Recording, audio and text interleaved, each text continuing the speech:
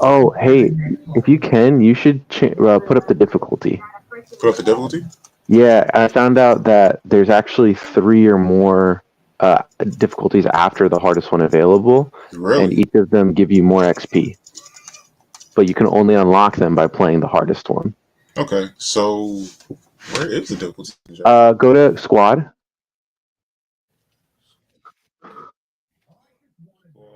Oh, right there. Right there on the fix, yep. Yeah, so there's a bunch more to the right, and you'll get more XP. Yeah, I mean, this game is relatively easy, so yeah, I do not have any issue putting up the difficulty song. Mm-hmm. Oh, push it. You gotta push it. Push the rest of it down.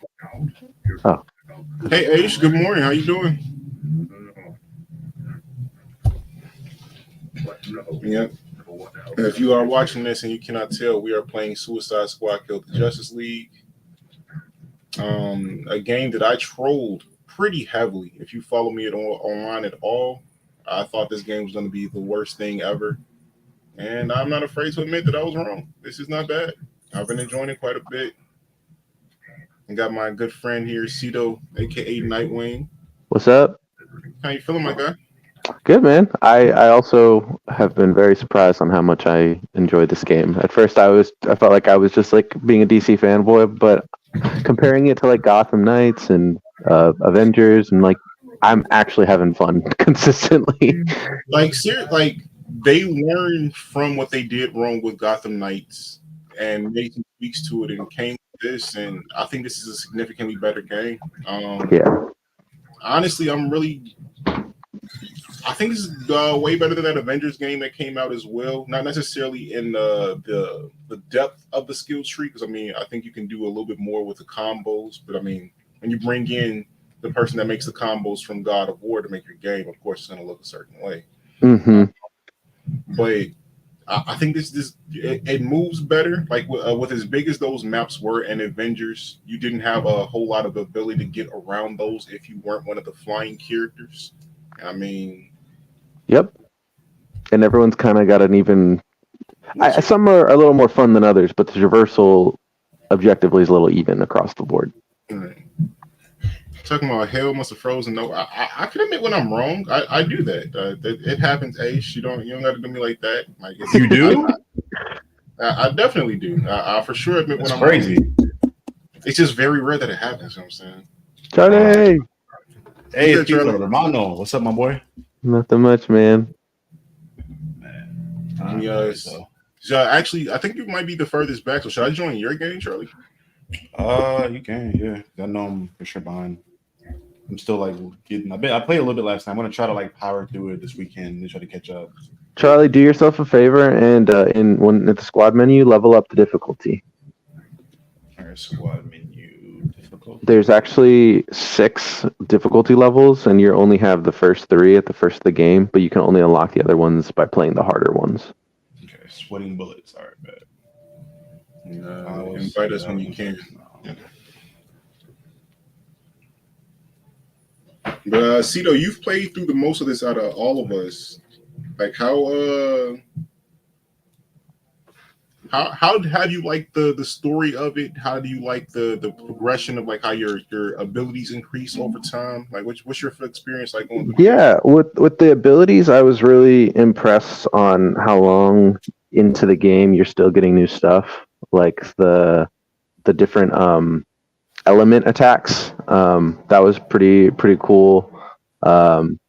I like that. I like that the gameplay felt like I was getting new toys every 2 hours.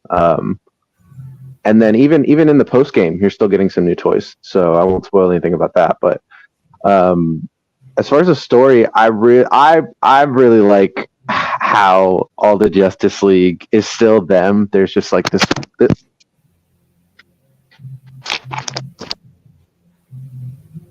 Cat. I think we lost you there for a second, Cito. What was that last part you were saying? You said the Justice League are very much still them. Hello? I think his cat knocked his shit over for a second. Hello? Yeah, truck. All right, we hear you. We hear you. Not yet. Yeah. Yeah, it's counting down on my screen. I'll be back in there in 20 seconds. Hey, Aisha, how you doing? Yeah. I'm wrong sometimes, Aish. And when it happens, I can say something about it. I guess. He's like, Jordan Poole being buns. Yeah, I thought he was going to come out motivated, and he didn't. He motivated, all right. Oh man. I thought, and him having all the girls come up and show up for him because they weren't there for anybody else except maybe Kuz on the Wizards. You know what I'm saying? He be charged up by it. I'm not going to hold on to the basketball pod, especially with Stan not here. Yeah, well, we'll do that another episode.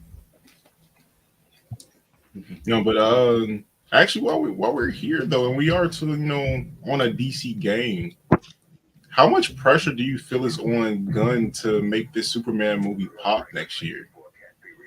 Not much, honestly. I mean, for him personally, not much because I feel like he's been in this situation before with like Guardians. Well, no, I didn't say he had pressure for. Maybe he had pressure for Guardians 3. I will say that. I think he had pressure for Guardians 3. I think by the time Guardians 3 happened, everybody was already going through the whole like phase of MCU being boring and repetitious and whatnot, and people were like checking out. I'm back, boys. I don't think Sorry. Guardians got back into it, but I would definitely say that I think most people were like, okay, Guardians is a breath of fresh air within what we're getting so far. But yeah, I think you guys hear me? He knows what he's doing. Yes, sir. Yeah, we hear you.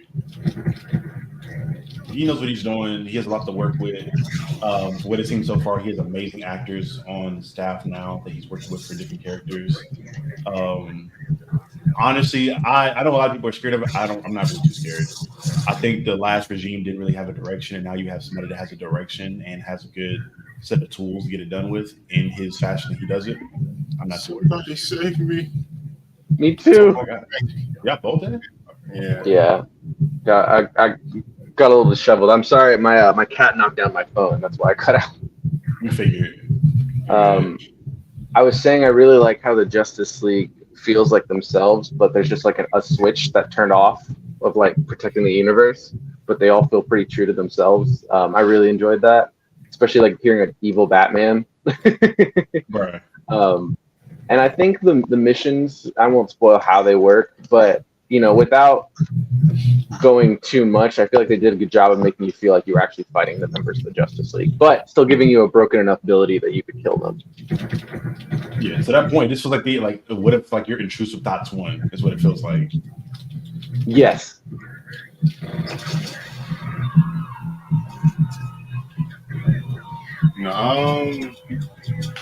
Going to Aisha's comment. I don't love Superman. I'm not gonna lie to you. I think he is okay. I like him as a villain. I enjoy Injustice Superman. I enjoy Red Sun and Ultraman in the alternate universe. I think the concept of a character that like squeaky clean is kind of boring after a while. But again, that's me. I am biased. I like darker characters. I like darker stories. I like villains. Villains usually hit more than the heroes do for me. I think the squeaky clean thing works as long as you're not saying that they're squeaky clean. That makes any sense. Like it's them trying to be squeaky clean in the world that isn't squeaky clean. It's not controversial to say that Superman's boring. I think everyone can agree that the base version of him is lacks interest compared to the other ones. I remember in college I used to be like, during the Dark Knight era, like just hardcore Batman fanboy, like fuck Superman, he's so boring, And then I met I had a friend who was a couple years older than me, and he like kind of broke down why he loves Superman, and it just kind of put it all in perspective. Like he is supposed to be boring. He's the Superman. He's the one whose will always do good. He's kind of the scale for being a good superhero, which inevitably is going to make him one of the least interesting. But that's why when they do divert his character, like in this or in Injustice, it does become interesting because they're like, oh God, finally. But we wouldn't be able to have that if he wasn't as good as he is. I think after watching that the new Superman, my adventure Superman anime, which I think was the best version that I've seen of the character that I've enjoyed so far, where you got to stay pretty accurate to the character historically and then do a pretty solid plot line with him. He has potential. It's just a matter of writing him in the right way. Right. And I think, again, Gunn, I think, specializes in that because, like I said before, you can still make him squeaky clean where he doesn't want to do wrong, but as long as the world around him isn't and he has to operate within a world that isn't, then I think you can write a good story. And from what I've seen in the Suicide Squad stuff and with Guardian stuff, that's like Gunn's specialty. It's like showing how fucked up or weird a world is and these characters trying to be themselves within it. Yep. So I don't think there's too much pressure on it, honestly. I think he could, because especially when it comes to like expectations, where everybody's already going to come in with expecting ass, and then it's going to be at the very worst. I think the movie would be mid at the very worst. I don't think it's going to be a bad movie. I think people will enjoy the brush of fresh air, and then kind of, I guess, in a sense, giving Marvel some competition, I guess, to do better. I don't know. Well, depending on how Deadpool is, I don't know. But I think the superhero genre is on a decline, and it might get a pick back up after Deadpool and a couple other movies, but I don't think we'll ever be back to where we were. I personally don't think it'll ever go away, honestly. It's not going to go away, but it's not going to be at Endgame peak ever again. Endgame, yeah. I don't think it'll be ever at that level. That was, well, maybe, because that was a 10-year build-up, though. So it'll never be at like the climax of a 10-year build-up. Maybe DC will get there at some point, or maybe Marvel can get there again. I don't know. There are not a lot of audience members who are going to wait another 10 years for a possible disappointment like that. Yeah, but a lot of those people that went on the first one, well, this is going to be kind of fucking dark, but I don't think a lot of them will be around or care. I think you're preparing for a new crop of people to care. So you're gonna have a whole new group of people that grew up with that verse. Because like I grew up with from Iron Man 1 in 08 until Endgame, I grew up with that as a child. So like the next person on this, bro, how do we hurt these guys? Like, what's the stipulation on this mission? Shield Harvest. Shield Harvest. Okay. Damn, I looked down for a second. My bad. I think when it comes to superhero shit, like or stuff like that in general, you're always looking at a new crop of people, which is kind of what I think they're focusing on with all the representation they're adding in. I mean, they're doing what they're supposed to do to begin with, but I think all this representation is going to be good for the young people coming in. And again, do I think it'll be as big as Endgame? I don't know. I can't say that for sure. I don't believe so because that was it's hard to believe that, but it's possible. Yeah. Where are you? On a roof over here somewhere, at the bottom of the building. Yeah. So I think because the expectations behind DC are so low, that's what adds the pressure onto this. I mean, you have to not only, make a good movie, you have to make a movie that is so undeniably good that it proves a lot of the skeptics wrong, or else you might not get a lot of your fan base back. And with the kind of, for lack of a better word, the hate boner that people have towards DC content right now, I think that they have some work to out for them. I don't think that it's impossible work. I don't think that it's something that they are incapable of doing. But I don't think this is going to be a easy transition to get people to want to accept this new regime of DC content. It won't be easy, but I don't put too much thought process into it because it could be like for this game being the prime example. The hate this game got before it even came out, and anybody got there wasn't even any early copies of it that went out, so nobody played it before it went out.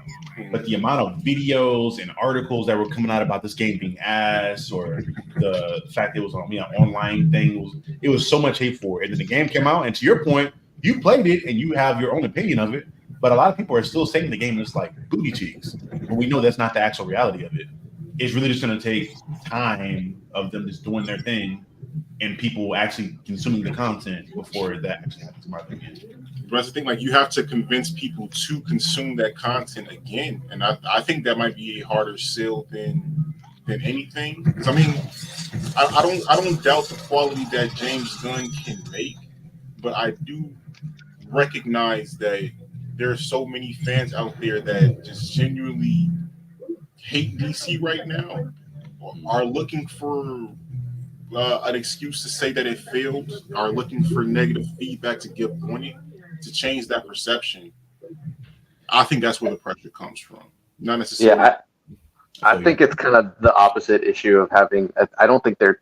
I think you're always trying to attract new people, but I don't think that's their priority. I think they're trying to hold on to their base because even their base consist of people who hate their stuff. Like if you are so obsessed with shitting on it, you've still likely bought it. You know what I mean? I think they are fixating on the consistencies they have, and I don't know if it's going to work, but I feel like that's the route James Gunn has been going, saying like he wants all the superheroes to be the same people across all the movies and games. I think they know there's not a large pool of new fans. If there is, they're like you said, Charlie, they're younger, they grew up around it, but I don't think they're trying to get MCU level. I agree, but disagree at the same time for the fact they're experimenting a lot more. Like something like the Joker being a musical and them introducing the Elseworld stuff where they can do a lot of different types of movies and shows. Like to your point though, like with this fan base they have, like yeah, they would niche down and create content for that fan base, but it feels like they're spreading a wide web of just like throwing shit at the wall to see if anything's on a stick. Where I'm like, okay, are they just like fishing to see if they can find a new niche, or like they're still gonna do like what made them great is when you have like the gun stuff for the Justice League, and you're still gonna have like shows like The Authority. They're gonna be very similar to the Suicide Squad stuff like that, but like making the Joker a musical, I think was like a big thing. And then doing Elseworld stuff in general, where you can just have directors do whatever else and not have it connect to your universe, was another thing of like, okay, we can experiment more here and try to bring in new people or a new type of content that people want to come see. Because like if the Joker takes off and it's like a great movie, I guarantee we're gonna get like 3 or 4 more movies like that, if not like sequels of that of like all right, Joker musicals. Is it bad that I hope that it doesn't take off? Because I don't want more Joker musicals. If it's good, I'm here for it. But again, I can enjoy musicals though. If you don't like the medium, you're not gonna like it. But if I see, I like again. The Color Purple was depressing as hell, but I think it was a good movie. Like I enjoyed some of the music and the performances in it. I wouldn't mind watching more movies like that. They weren't as fucking depressing. But again, I'm a choir kid, and I saw a lot of that in school. So I'm not. That's just what I'm into. Partially. Yeah, I went to school for musical theater, and see, I didn't watch Joker. I stayed away from it just because I don't know. That's such an important character to me. The idea, and I know he's not a hero in the movie, but the idea of like protagonizing him just makes me feel weird. He didn't really like he was the protagonist, but they made him like you. It was very apparent that he was like actively a menace. If that made any sense, he's more yeah. Protagonist. I'm gonna wait until the second one comes out before I watch the first one too, because I do love musicals, and I was already uncomfortable by the first one, so we'll see how the second one goes. Yeah, the first one wasn't musical. The second one is, but the first one wasn't. But it was all right. I think it was a good movie itself. Like I took my stepdad, who was not a nerd in any sense, to see it, and he enjoyed it. Yeah, the first movie, Joker movie, was solid. Like, not many complaints that I have about that one. I just when I think of Joker, you gotta choose the next one. I think of the Joker, just musicals are just like so far from like I would accept like more of a thing that they did with like WandaVision, like having him in the old sitcoms type he did more than a musical. That just seems totally off to me. But again, I mean, we'll see how the execution of it is. Yeah, I'm not mad at it. If everybody had something for them, then I'm like, all right, cool. Like people that like making musicals have a musical thing. Like again, in my opinion, that's how it should be. Almost like comics, to where there's a comic for everybody. If you like darker stuff or lighter tone stuff or whatever else, there's a comic and a character for you out there. So we can have that reflected in like shows and movies. Like with Harley. Like Harley's dark comedy. It's different from a lot of the other shows we got out of DC. I mean, unless you watch Doom Patrol, it's kind of similar in tone, but there's something for you for everybody out there. Even if you don't, I enjoy it all because I feel like I'm a pretty well-rounded nerd. I'm into a lot of different stuff. But if you're not and you're into like these two things, cool, you got these two things here for you.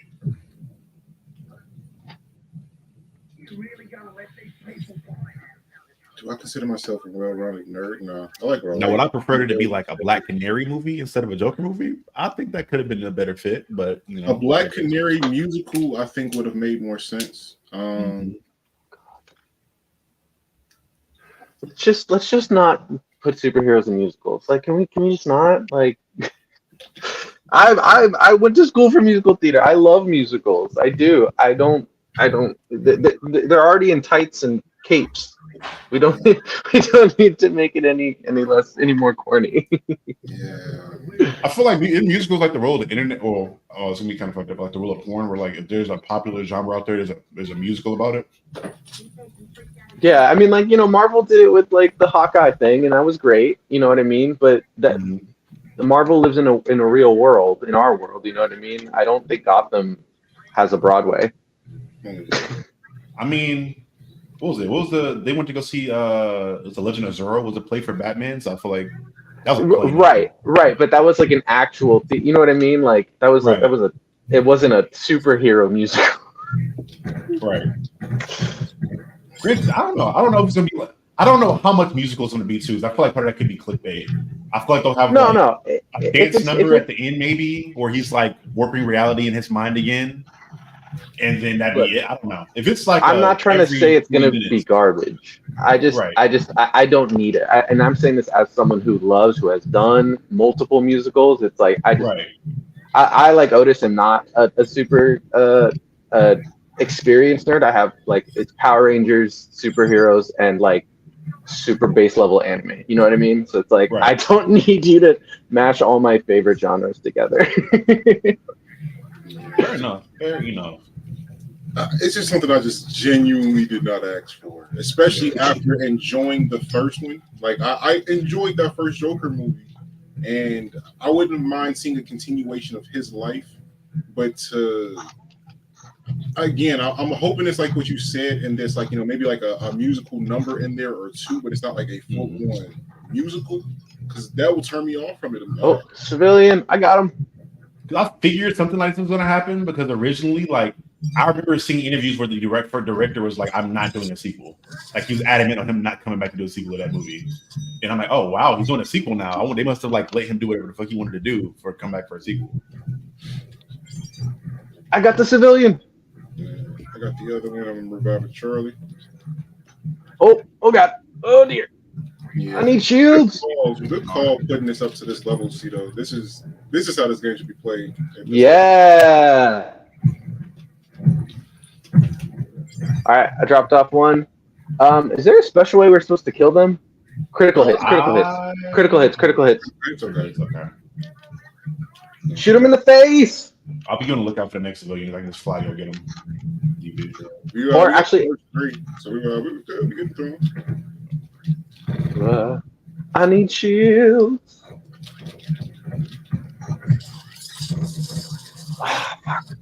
Help me, Boomer. I got you. Thank you, Deja. That's one thing you got to work on for this game is the AI for your partners, man. Like they are not the greatest. You said the AI what? For your partners in this game, they are not the greatest. They're non-existent. Like I don't feel like they do shit. Also, I don't know if you guys have been paying attention to the status effects. If you guys have any fire power weapons, they're gonna negate any critical attacks. Oh, so using fire attacks. Okay, I can't use my sniper against this guys. Duly noted. And your suicide attacks and your traversal attacks, they also generate some shield stuff. But the other way to get the shield is by shooting them in the legs or the head. Shield harvests are necessary. That's the way that they're damaged right now. All right, I'm out. Oh wow, okay.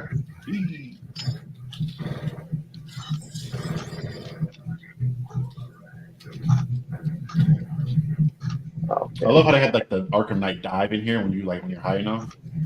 Before we start the next mission, Charlie, let us know what the objectives are, because we might need to change our loadout depending.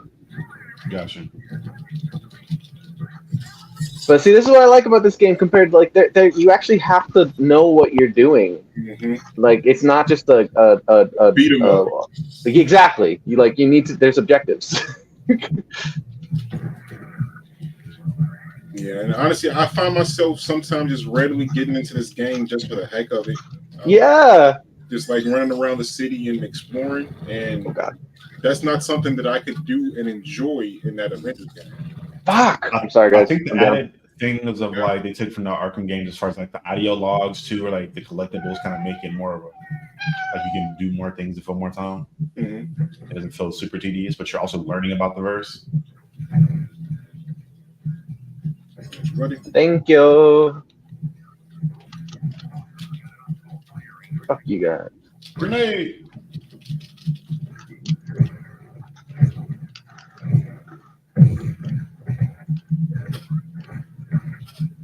So, if you could, what is your dream? We're on DC, so what is your dream DC movie? Like, what haven't they made that you just like would for sure spend your money to go see right now?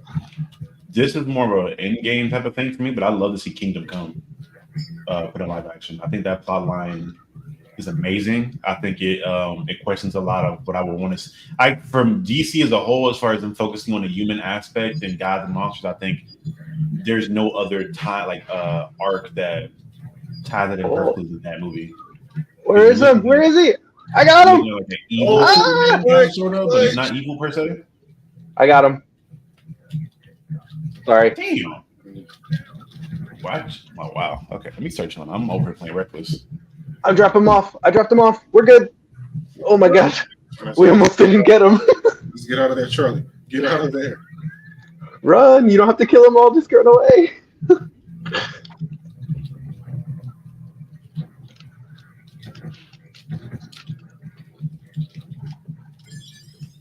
Oh god, there's another one. Are you serious?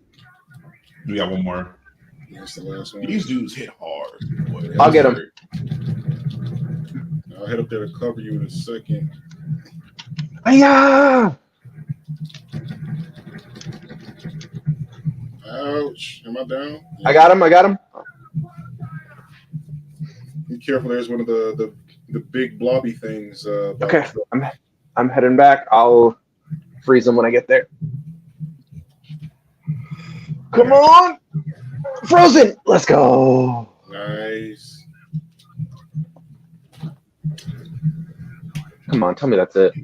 Thank you, sir. Yes! That is good.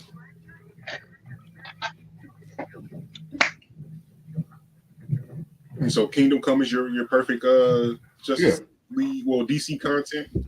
Yeah, I think that'd be that's like the final movie or like an elsewhere movie we can get. Mm-hmm. I think that'd be the best one if they do it right. I know. What's your Cito?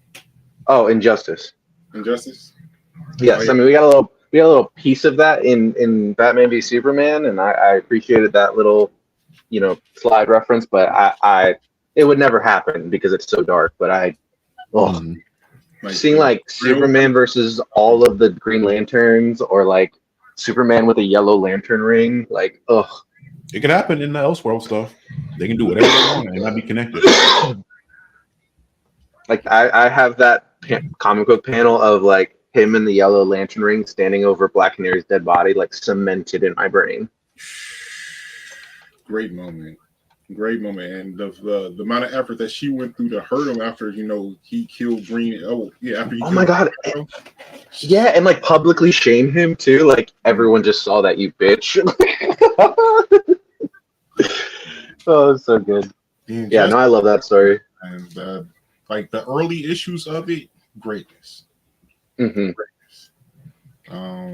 Honestly, mine is a similar vein to yours. I'm going with Batman Who Laughs, right? Just seeing. Oh yes. This like that. Yeah. That is a lot. Are we talking about just his story, or are we talking about like the DC metal in general?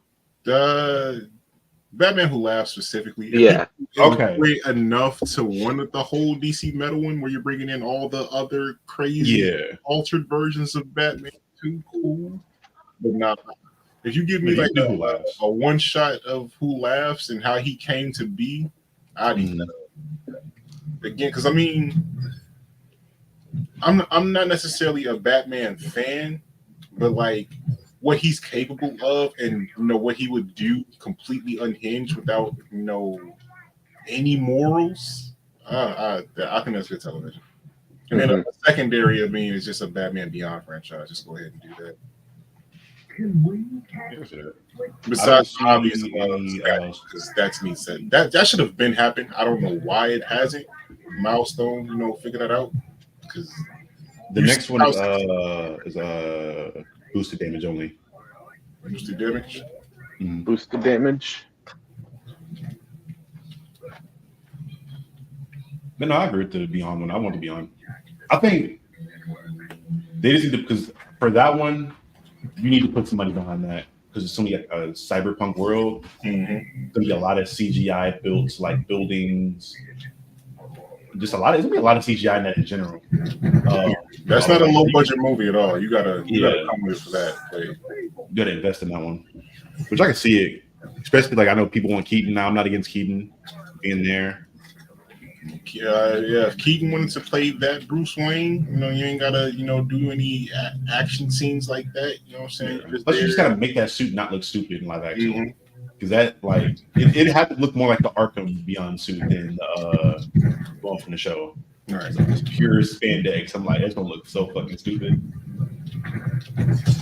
Yeah, I mean, they for sure have to go through a process of, adjusting it, and I don't think that's a small project to take on just because of how vibrant that world was. But I do think that if it's done well, man, I think that will resonate with a lot of people. I mean, that's going to be so. Oh, go ahead. This is going to be so subjective, but honestly, like when it comes to superhero costumes, I feel like I think some CGI stuff can achieve some really cool stuff. But for me, the peak of superhero costumes is the Mighty Morphin Power Rangers movie. Honestly, the more modern one, I think they did a pretty good job. I think that was the best part of that movie is their costumes. Maybe it's a new movie. I hated that. I don't know. It's nostalgia me though. I guess I like the. I didn't like that movie. I don't like that movie. I like the costumes. No, and I'm talking about the '90s Power Rangers movie. I thought you meant the new one. Yeah, whatever. No. The new ones were okay. I mean, like I said, those were CGI mostly, and it's fine. But like, in the TV show Power Rangers, they're literally wearing spandex, And then when they show up in the movie, they have like all these cool plates on them and shit. Like they actually look like armor and stuff. It matches the helmet. Like that for me, that was. How many of the other Power Ranger shows did you watch outside of the Mighty Morphin? I got all the way up to SPD. Yeah, the Disney stuff. Yeah. I think the last one I truly dedicated myself to was Dino Thunder because of Tommy, obviously. Yeah. Professor O. I enjoyed a lot of the Disney armors the best though because I think they had a lot of what you talked about as far as like implementing more armor and spandex. So it didn't look like just super flat. Like SPD, I thought was cool. Where they had that set up. I love the Ninja Storm costumes. I thought Ninja Storm was dope. Love Ninja Storm. Most of the season. Dino Thunder was cool as hell because their transformations would just be like the suits evolving a little bit. I don't know. I agree with you though, as far as like the costumes. I think Ninja Storm was a great season. Bro, my hot take, I think all the Disney Power Rangers are the best ones. They have the best storylines written. The costumes look the best. People just gonna harp on Tommy from all the other versions, but I'm like, all right, cool. Tommy, when did Disney take over? It was from SPD through Mystic Force, I think. So it was SPD, okay. Ninja Storm, Dino Thunder, Mystic Force, Overdrive, I think, and I think after Kill him. Oh no, Samurai too. I think Samurai was Disney as well. The Samurai was kind of Ed, and yeah, that was a little clean cut. I feel like so the way you get boosted damage, boys, is by killing the little knots. Yep. Yeah. No, I think it's all Disney now. Actually, I don't know if it ever went wasn't Disney. No, I'm pretty sure. Like the storylines are probably better now. It's just harder to watch that type of content at this stage in my life. Like, yes, agreed. It's not something that I like. Even going back to like the originals, like as much as I enjoyed it as a kid, I will never. Dude, it's so corny. ever go back and watch Mighty Morphin, right? Like not a day. The movies I would swing back into because I think that Ivan Ooze movie was still. I think that's the better version of the X-Men Apocalypse movie, but that's another whole other thing. I need to. Where are those guys? Oh, there it is. I think you did. I think you could watch. You did enjoy Jungle Fury, probably. I think that has more of the darker lines than anything else. I watched Jungle Fury. Did you? The lunar dude was pretty smooth. Like the Silver Ranger that they had in that. I can't remember his name. About the Rhino Ranger, the orange. No, am I thinking of Wild Force? I think it might be. You think about Wild Force. Jungle Fury is the martial artist one where they were all like martial artists and studying under masters. And they had like a spirit lion demon who came back to rule the world. I don't think I've seen that one, man. Wild Force was great though. Yeah, Wild Force was cool. I enjoyed Wild Force. Yeah, the Red Ranger was like Jungle Fury. That was a little bit darker, and I think that had the best fighting in all the Power Rangers with the choreography because it was a lot more martial arts focused. And they did a lot of fighting outside of the suits. So there was a lot of like cool fight choreography. Now, honestly, after reading some of it, man, the only like Power Ranger stuff that I'm really tuning in is like it's based off the comics when you got the evil. That's fair. The comics Power Ranger, evil Green Ranger stuff. Yeah, that stuff is cool. That stuff is pretty darn dope. They gonna milk that until Tommy to the wheels fall off, boy. Jesus. Can you blame him? We're gonna make him evil, good. Give him two other forms, another form. Even in Dino Thunder, I was like, I'm glad he's a Ranger again, but damn, we milking Tommy again. Yeah. And honestly, all he's worth. That was kind of weird that they made him the Black Ranger there. He should have been like the green or maybe not red. But they could have made him green. Well, he was already green and red. Yeah, and black. Well, gold for Zeo. No, that was Jason. Right, Zeo. Right. You're right. Jason was the Gold Ranger in Zeo. Right.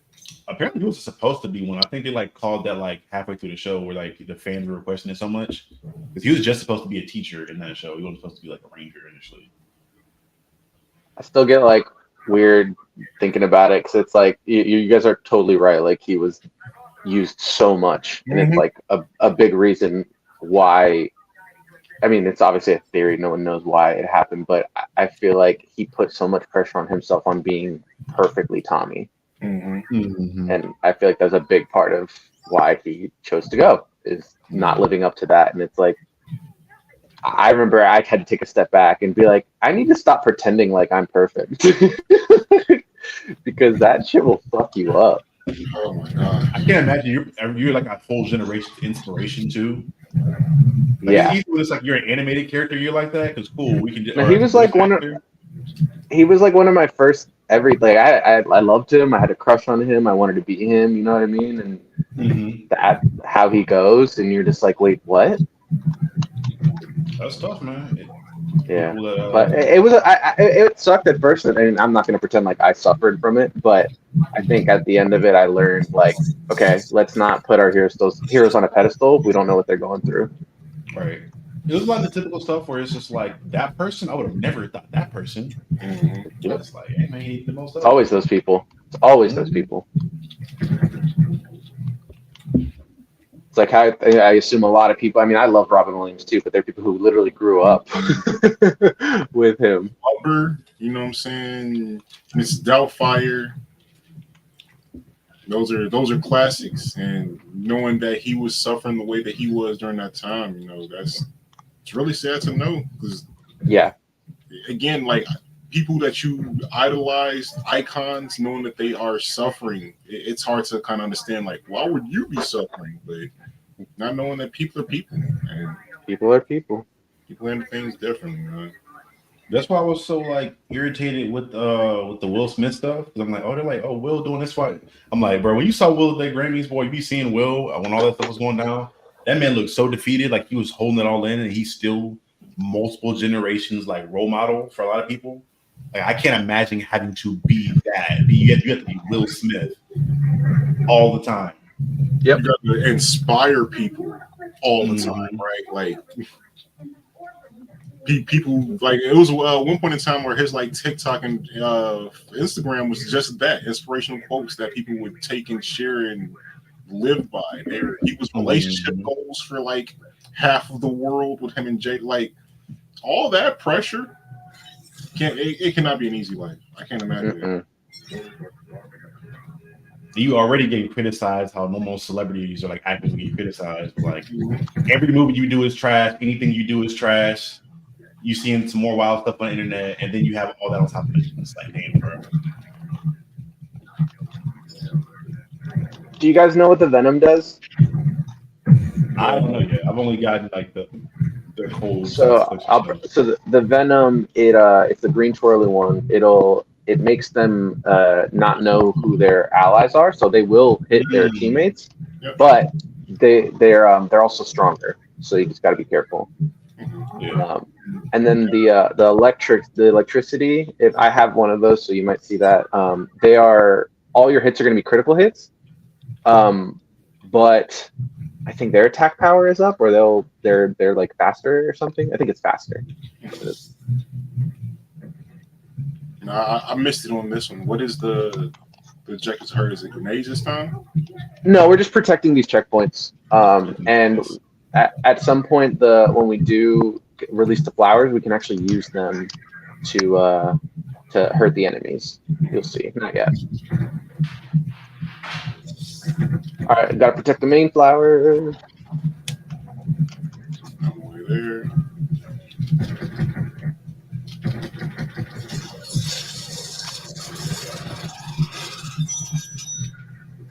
Let's go.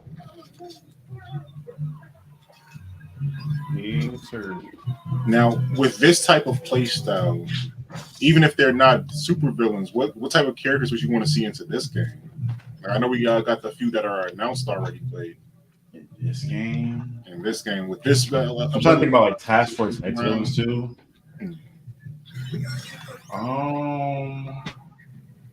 My biggest thing I'm thinking about too is like traversal and how cool that person's traversal will be. The combat is already one thing. Katana. I was thinking her, but I was like, I feel like they're gonna make her traversal kind of whack though. Like it would just be like a Harley Quinn clone of her. No, just give her some cool like ninja dash, you know? Yeah, I feel you. The sword just has to be fire. Like you just have to make the Soul Eater sword like fire. Or the sword could be part of the traversal. Like, what if you lock onto someone and you teleport slice them? Yeah, give like a soul movement, like with Jason from yeah. But if not her. I mean, it'd be broken, but Zod was in Task Force X. I wouldn't mind like a Zod for real. Like a Superman type. That would be cool. And shit. Yeah. It's like nerf him a little bit with like Kryptonite or nice something. job. It's like they have to nerf him somehow. Be fire. Wait, I think that'd be a fun play. Also, I don't think he would care to use a gun. Yeah, right. His gun is laser beams. He's gonna just shoot his eyes at people. All melee combat. I'm trying to think who else would I want to see in this. Bronze Tiger, I wouldn't be upset about seeing in this. Ooh. Bronze Tiger. That'd be fire. I'm trying to think who else. Mirror Master, I think could be a fun person. That would be cold. That would be so sick. fucking fire. You can make portals like that you can teleport to across the map on some like Nova stuff from Warframe. Fire.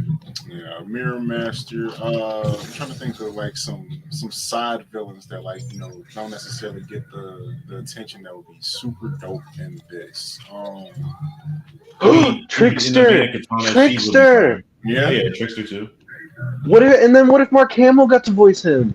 Oh, that'd be fire. Oh, fucking Plastic Man. Oh yeah, Plastic Man would be dope in this. I don't remember if he was ever an official member though. I feel like I remember seeing him in Task Force. I've seen him in Suicide Squad, Squad stuff before. So I mean, I don't think that's a super stretch happening. Yeah, Plastic Man would be cool. I mean, for all bias for me, of course, I'm throwing in Merlin. You said who? Merlin. Oh, the archer. Let's go. No, that's a great one. A red arrow, one of the evil archers, one of them. Or I mean, if we want to have like evil versions of Justice League in here, like Sinestro or like a Atrocitus would be crazy. I think they still have to. They're still gonna have to use like guns. Like they still have to fit that mold. And I think some of them. I mean, King Shark. I feel like weirdly fits in that realm. Like no one imagines King Shark with a gun, but I guess it kind of makes sense. We can put it off any dimension then. Like if Atrocitus with like you could give him like a Gatling gun or something. Oh my god! You can Construct guns. Mm-hmm. Or like Larfleeze, yeah, where you can make like construct weapons because he's the only Orange Lantern too, so you can make like construct weapons. That would be cool.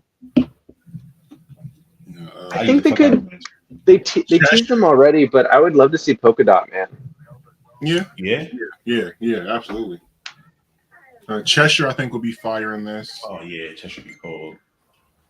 Especially if they gave her like like a intermittent teleport like out of snow type. Oh, not out of snow, out of smoke. Smoke, yeah. I don't know how they would do it or what his ability would even be, but Calendar Man would be hilarious. Calendar Man, because they already made him like a big threat in the Arkham stuff already in this verse. So I'm like, all right, let's bring him back.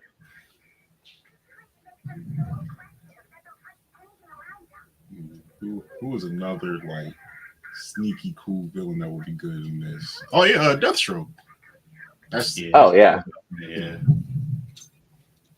Honestly, this was made for him. I'm almost surprised he's not in it. Because I think in this verse, because keep in mind this is the Arkham verse too, so you got to think about like where people would be. And I think did he die in Arkham Knight in the tank? Like he got blown up in the tank, right? I don't know if he died. No. You arrest him. You arrest him. Okay, I can't remember if he got like he died or got blown up. And no, you're actually right. He actually in the tease. It was in Arkham Origins. They do throw the suicide contract in front of him while he's doing push-ups. I do remember that. Mm-hmm. And that same note, like Red Hood be fire. They wouldn't bring him back because he's in the verse. Red Hood would be cool. Yeah, he's also built for this too.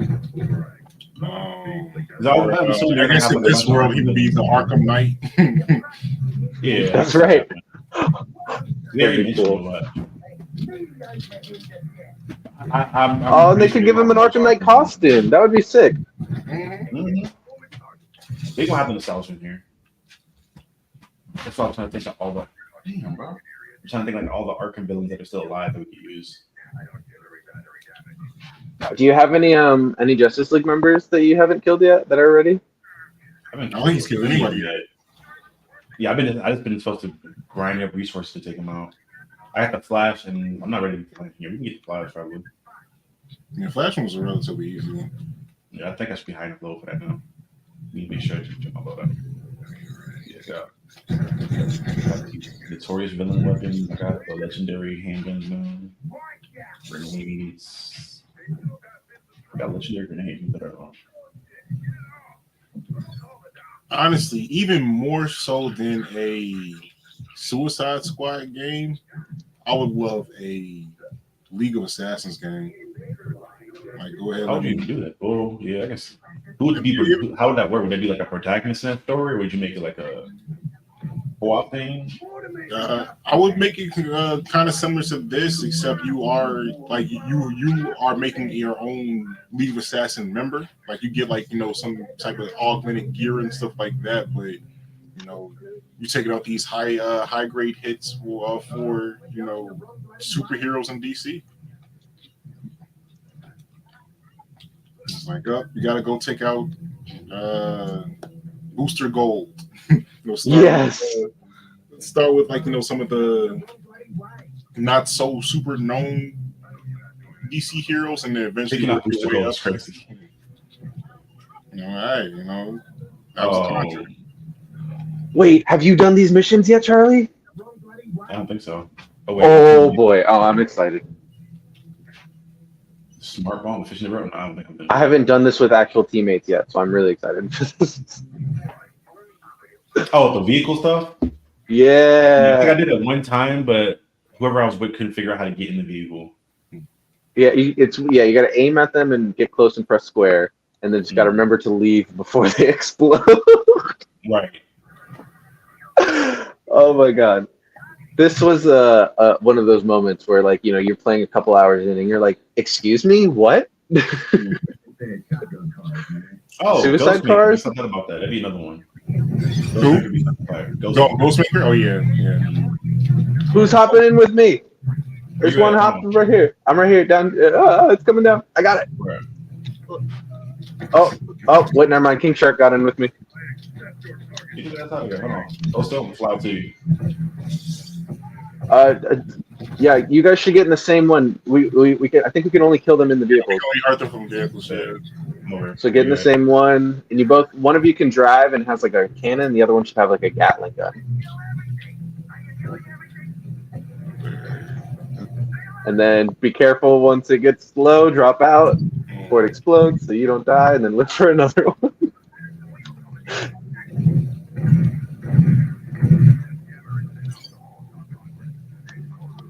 All right, we gotta hop out. Yeah. Ah! Get in!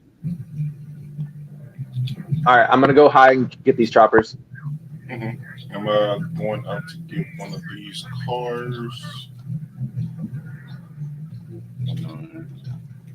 You know, one game I want. Like, I want to remake of this game because I feel like it was really had a lot of potential. I want another air gun game so bad. I don't know if y'all played that on PS2 or not. Nah. Read the book. That shit was so fire of a co-op game because one of you got to be the dragon and the other you got to be the dragon rider. So it was like me and my little brother had fun as hell playing that shit. To the safe zone. Oh yeah. Join me, boys. We got everybody? Who are we missing? Charlie's right there. Jetpack. No, I never. So at that point in time when that came out, that's when I fully understood that most movies turned into video games are terrible. So I kind of let that one go. I want to go back Which and one play taught you that? I remember it being really good, like ahead of its time. But Oh, God. I mean, I don't know how much that is me being 7 years old playing it and remembering shit in a certain way. The game that what was the final straw that made me realize that video game movies are not it. I think it was that Avatar game, like Blue Avatar, like James Cameron. That was fire. I hated that game. Revenge of the Sith was fire. The movie game. That was a great game. Yeah, that was solid. Yeah. That was the era when they were really good. Mm-hmm. I'm still hoping we get like the Syndrolic fight somehow when we do another flashback to that. Because I know I never really going to get another flashback to the Order 66 night. So I got to see Anakin fighting Syndrolic. That fight was crazy in that game. I think Lord of the Rings also has some pretty solid games for their movies as well. I only ever played the Game Boy game. That Game Boy game was solid. Yeah.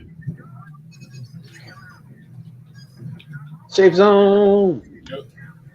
Dropping in now.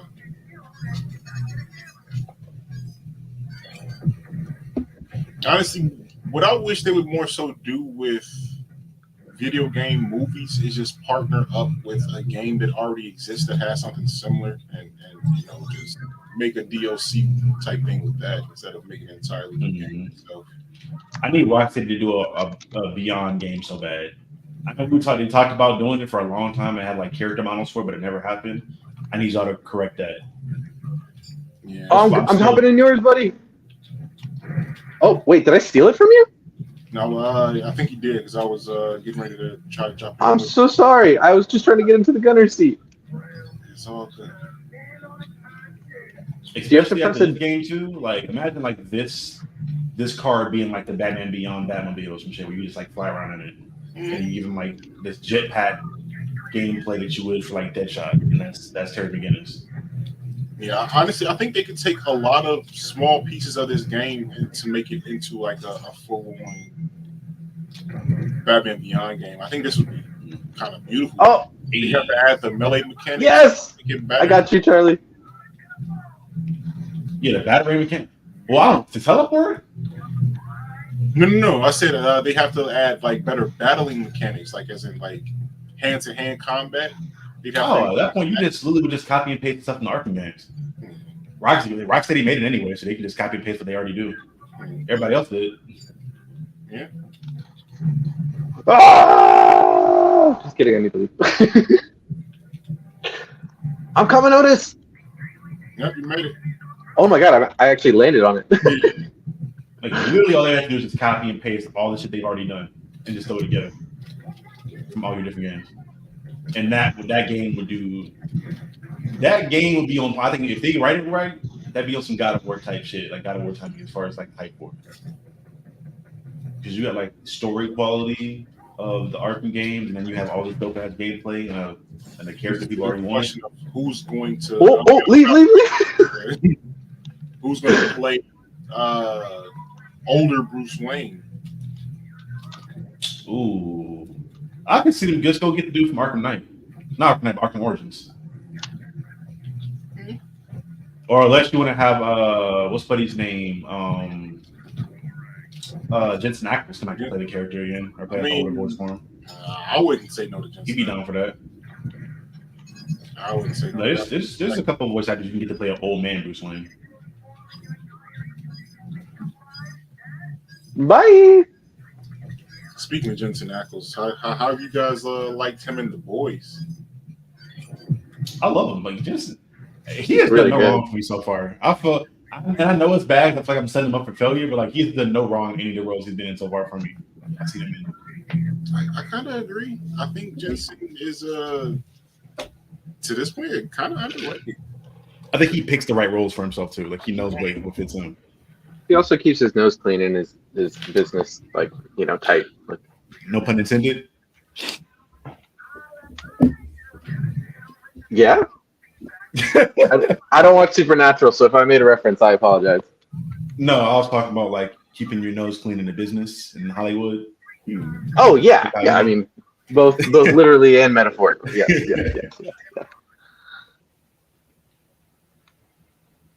All right, I should be getting enough to take out the flash now. Hopefully, Let's take him down. yeah.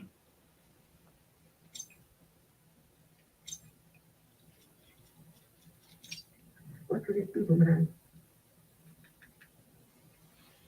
Yeah, the XP I'm getting right now is crazy. It's high difficulty. XP's nuts. Okay, let me pick this mission. Each not too far from us Come actually. on now, let's do this mission. Oh wait. Hold on. I gotta match you guys. You guys are all rocking red.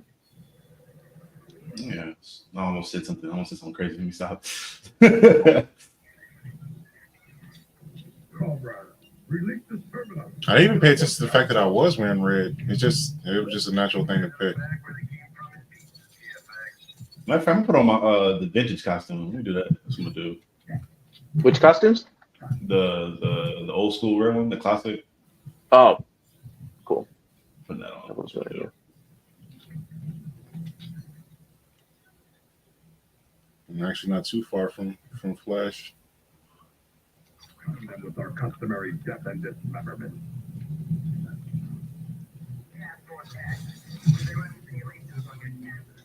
Flash must die.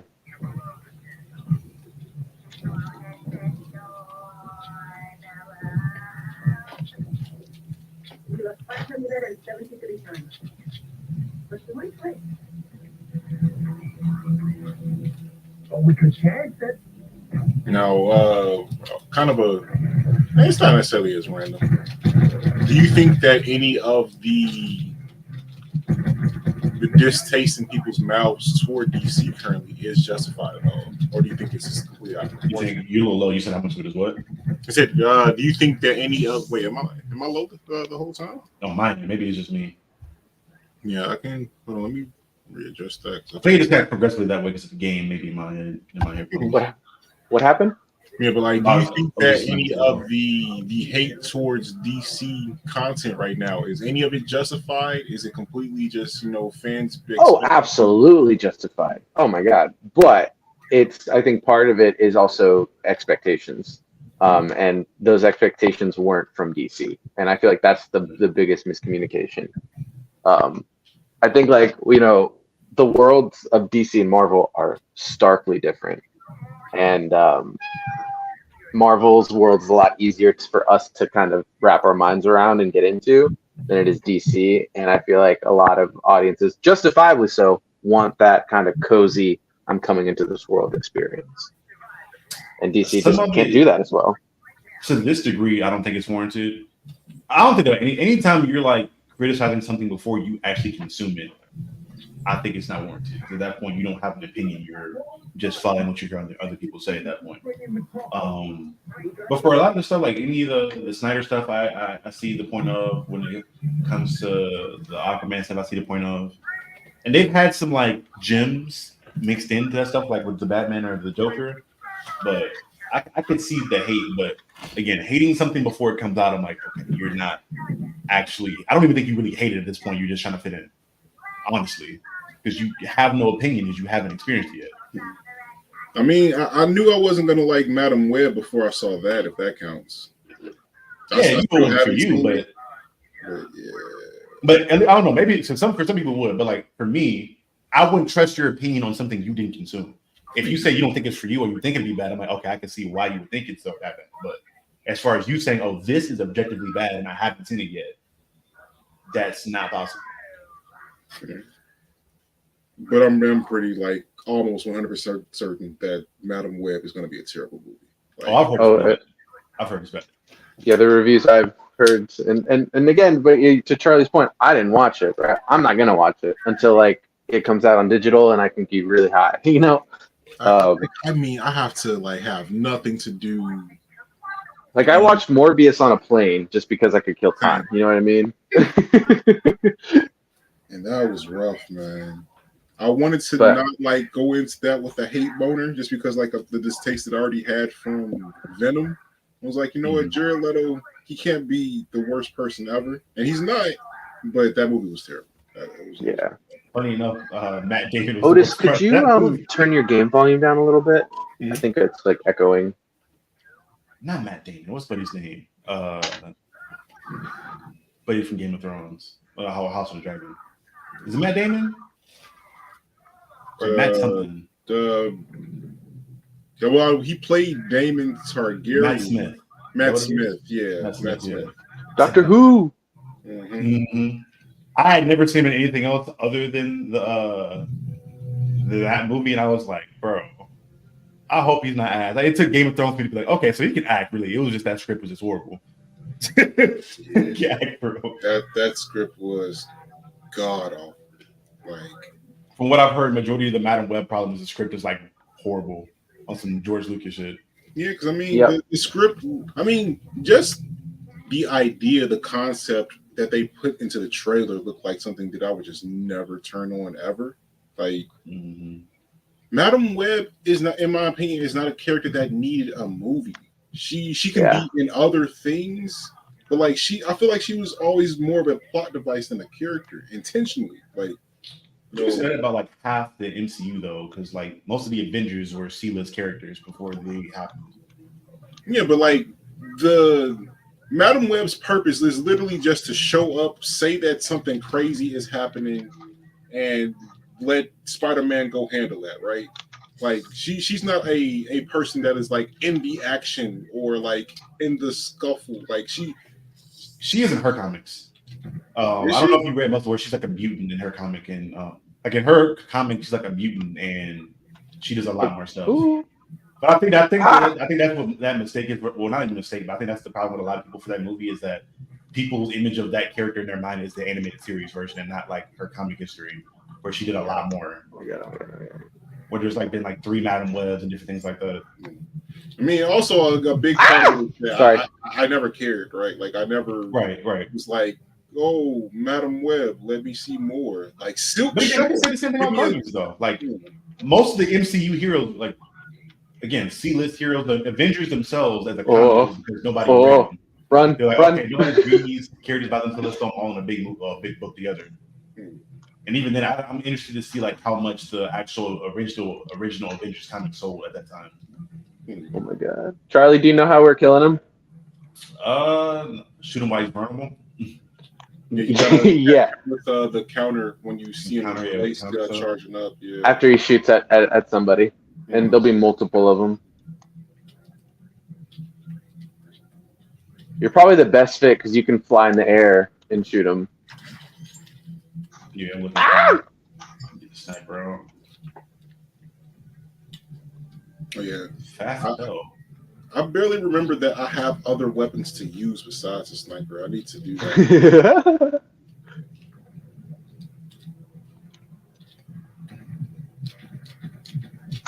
Screw you! Ouch, I'm down. I got Oh no, you. I'm down. I'm not down. I'm not down. I'm just really close to it.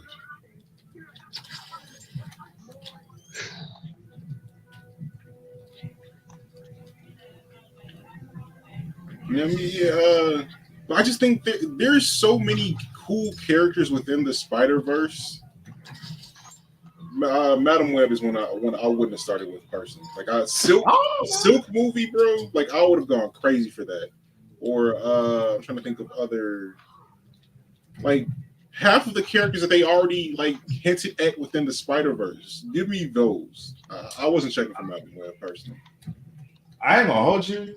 I don't get the exact opposite. I think for what her powers are and what all the people she's connected to, she was probably one of the better options there. Just because most of the other characters haven't been like, again, you can do a lot of original stuff with them because they haven't been using too much stuff. Like Silk, she was like, you talk about a plot device. Her only thing or existence was to be horny for Spider-Man initially. It's like, all right, she's bit by the same spider, and we're gonna make it to where her and Peter just can't keep their clothes on when they're around each other. And then I mean, at least she's involved in fights that like look cool aesthetically. Like I've never been like, oh yeah, let me see what Madam Web is doing. Like never for a second. You gotta read her stuff. You gotta read her stuff where she's not in a. But I don't care to. Like I don't want to actually. Like sincerely, I don't want to. Okay, fair enough. The fights she's involved in, the people she fights, and the things she does, and how her power. Like, I think the concept of her is a lot better than what people give her credit for. I think it needs to be done well as an issue. In the comics, Charlie, are her fights like based around her time powers too? Yeah, like all her abilities are based around the fact that she can see so many different things at one time. So I feel like that's what the problem is. Is like in a comic book format, because you have time to like look at everything, that kind of becomes like very artistic and cool. But like when they tried to execute that in the movie, from what I understood, like I listened to this guy named Charlie Penguin Zero. He broke it down, and like there was no action in the movie. Like every hit, every like attack was like her getting a car to hit him. You know what I mean? Right. And it's like that's not exciting. And especially they said like the climactic ending was everything but. And it's because like you use time as a way to like it's you know what I mean? Like it sounds on paper like it could be cool, but then in practicality it's like, oh, you just made something not happen. Right. You know, like if you do a thing Your where whole like concept is avoiding action before it happens. Exactly, and it's like, oh, that's not a good way to watch a movie.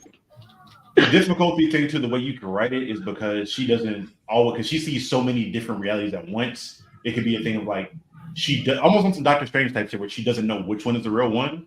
So you know what's going to happen ahead of time, but you can make the mistake and fuck up and this not be the one you saw. So now you're getting smacked in the face, or you're trying. You know what I mean? You could write that in a good way. I just don't think they did it well. Plus, I don't think Dakota Johnson was really the right casting for that personally. That's just me.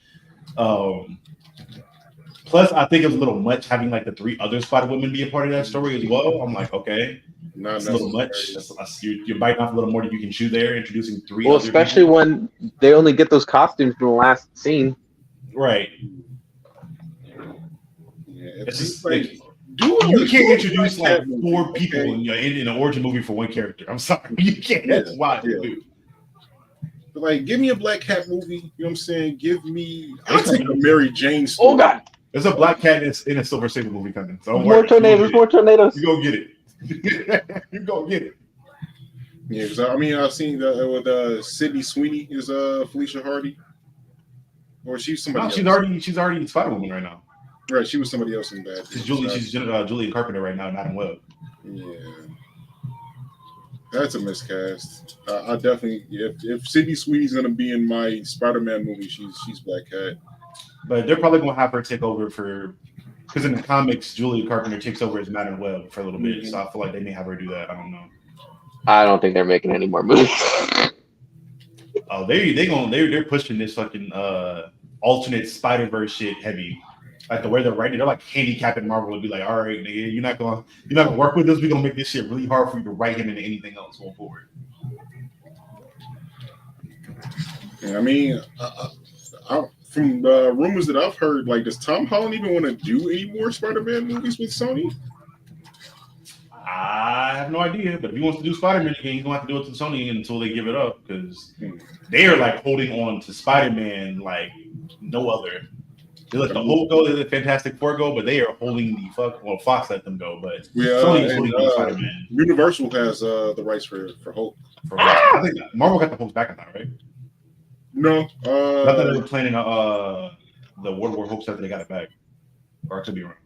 I know that they are trying to do a series for World War Hulk, but I don't think they have the rights to make a Hulk movie. Yeah. We shall see. They the way it's looking, if Tom Holland and Spider-Man and Sonyverse, we may not get no more like Tom Holland Spider-Man for a long time, unless they like collaborate on that shit because they're making it hard. Yeah. Especially with them like writing Venom into that verse now, and then them being like they're about to do Secret Wars too. That was such a like. So if that was like a planned move that they did, I think that would have hit better. But like just having Eddie Brock randomly just come over to, Earth 616 just to go back to his own world, like without actually being involved in the action at all. I think that was a weird choice. Yeah. I'm glad he left some symbiote back, I guess, like it wasn't for nothing, but it still felt very empty.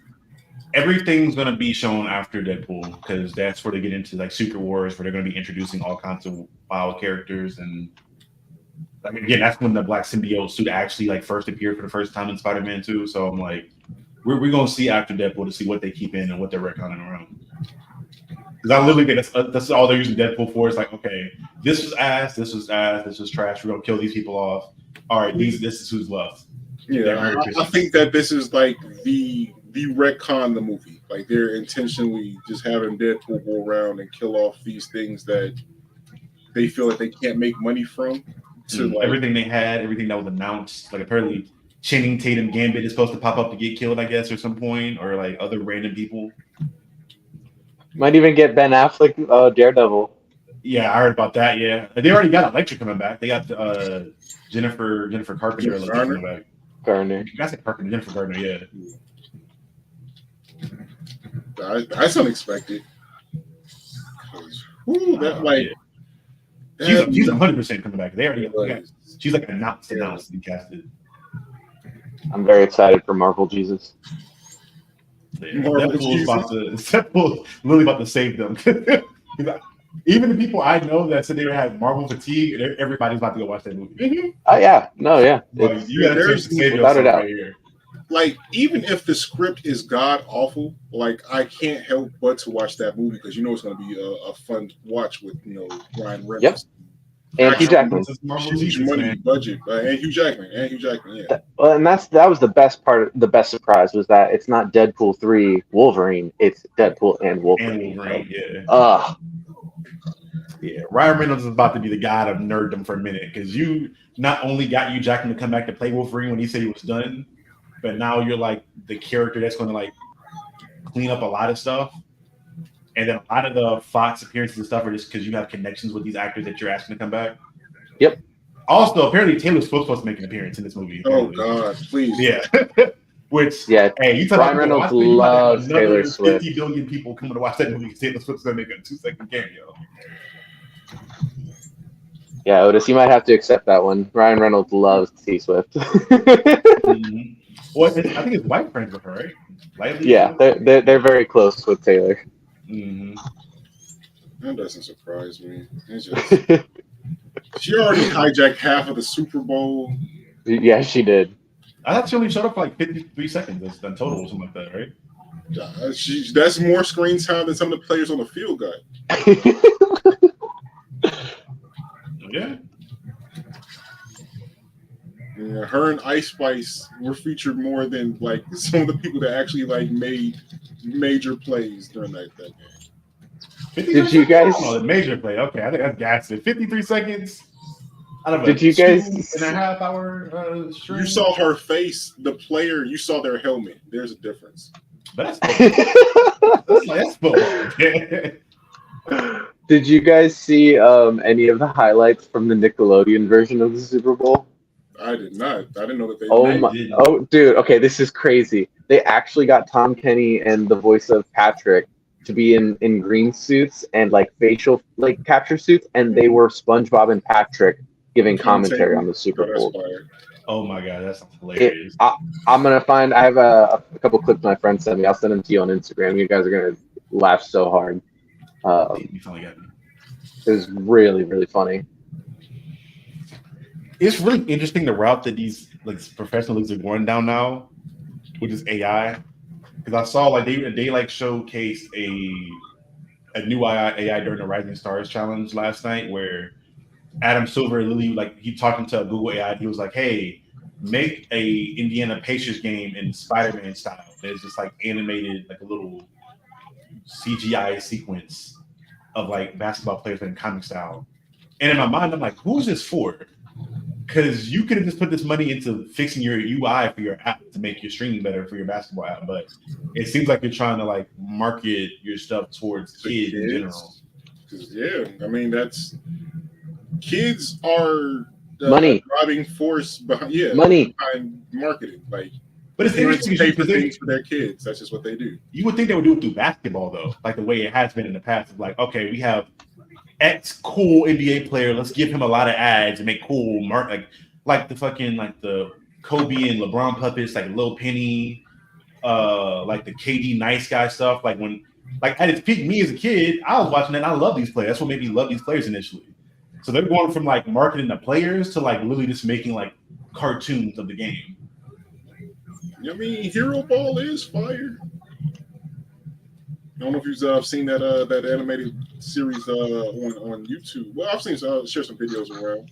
But I mean, it's a marketing thing, right? So they know it's all about the money of the people that are watching their stuff. Well, that they want to watch their stuff is, so they're trying to find ways to incorporate that into what they're already doing. It's the same reason why Taylor got so much highlight at the Super Bowl because they're not going for the football players who are already watching it. They're going for the moms and the little girls who aren't.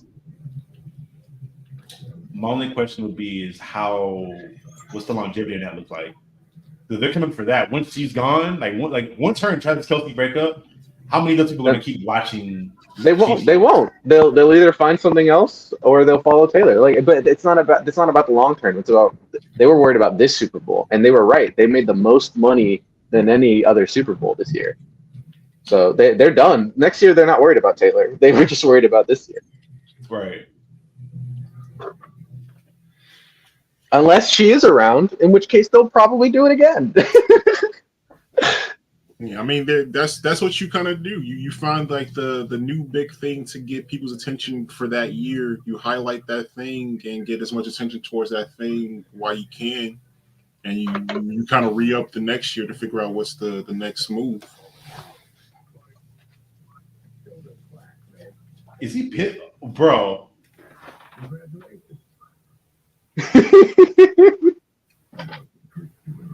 Man, he been waiting for this. Oh yeah. He really did not fuck with the flag. Jesus. I mean, if you out here, trying to live your regular life of crime, and this dude just keeps super speeding in and beating you because he can, then he's got the power to do it every day. I get frustrated after a while too. How many times do you think he's been in jail? It'd be different if it was like Batman because he's like beat you to a pulp. The Flash is really just like, hey, I'm gonna tie you up real quick and throw you in jail. We look good. Yeah. Sorry. I agree. No, but I mean, Flash to a degree is almost worse. Like you could have the perfect plan to get through all the systems and everything to rob a bank. And just because he heard it, it's already diffused, and there's nothing you can do about it. It's not about the bank then. The Batman shit makes more sense. It's like, oh, you're committing petty crime, and he's like putting you in a wheelchair for the next 30 years. Flash was like, all right, you break this glass to rob a bank, and now you're in a jail cell. I mean, it could be worse. Yeah, but I mean, if you spend hundreds of thousands of dollars to get real or prep for this plan and it's foiled in like half a second, I'll be kind of mad too. Fair enough.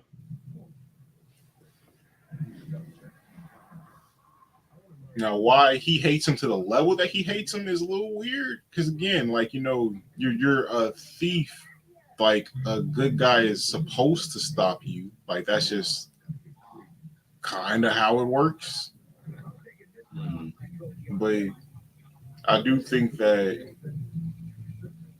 having to run into that same problem over and over again, no matter what you do to adjust it, he's just there to foil you. That can get frustrating.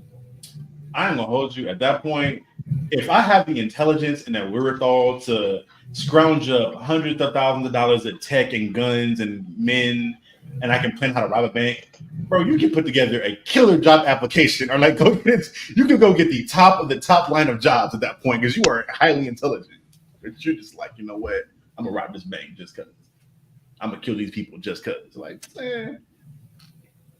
it's like people that like put a lot of effort into cheating on a test. I'm like, bro, you put in all this effort to cheat on the test when you probably could have just studied to pass the test.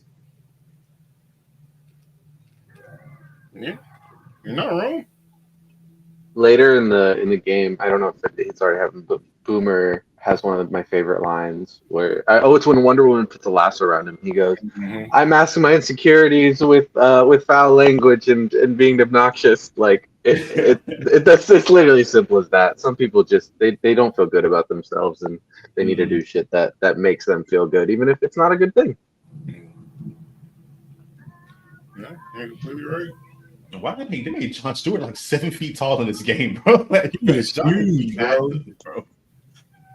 For no reason, just big as hell.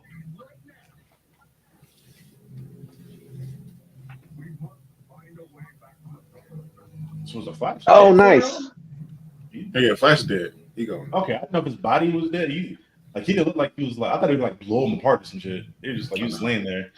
I just shot him right in the face.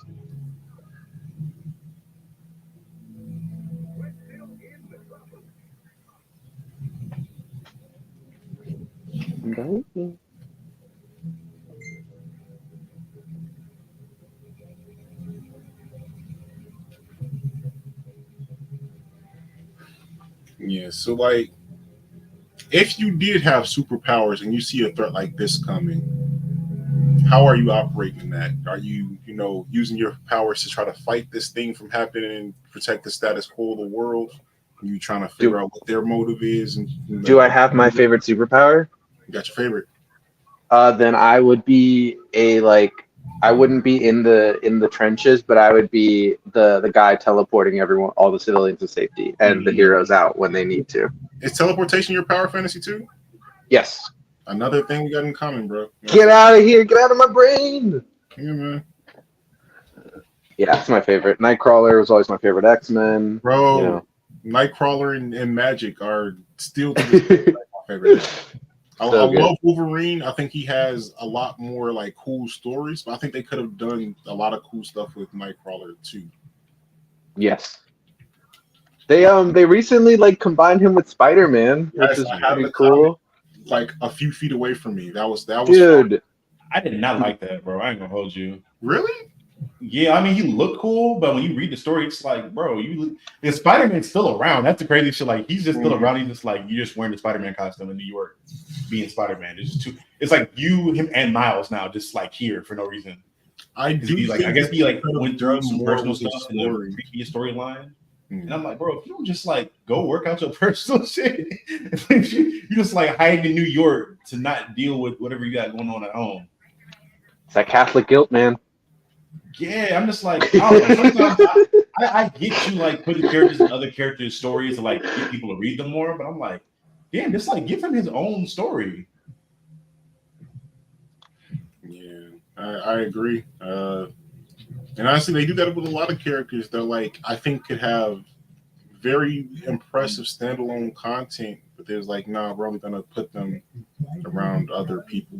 Like Brother Voodoo, I think would make some really dope content, but he's only around when you see, other black characters. It's already like self-experimenting in Miles in particular because you already like have people that are irritated with it because these dudes are like maybe 20 miles apart from each other and they both go disappearing for like months and nobody like they don't go check on each other. Like Miles gets kidnapped for like a month and nobody's like, hey Mary Jane, have you seen Miles like swinging around lately? Like he hadn't been around the city for a minute. I'd probably give him a phone call. Yeah.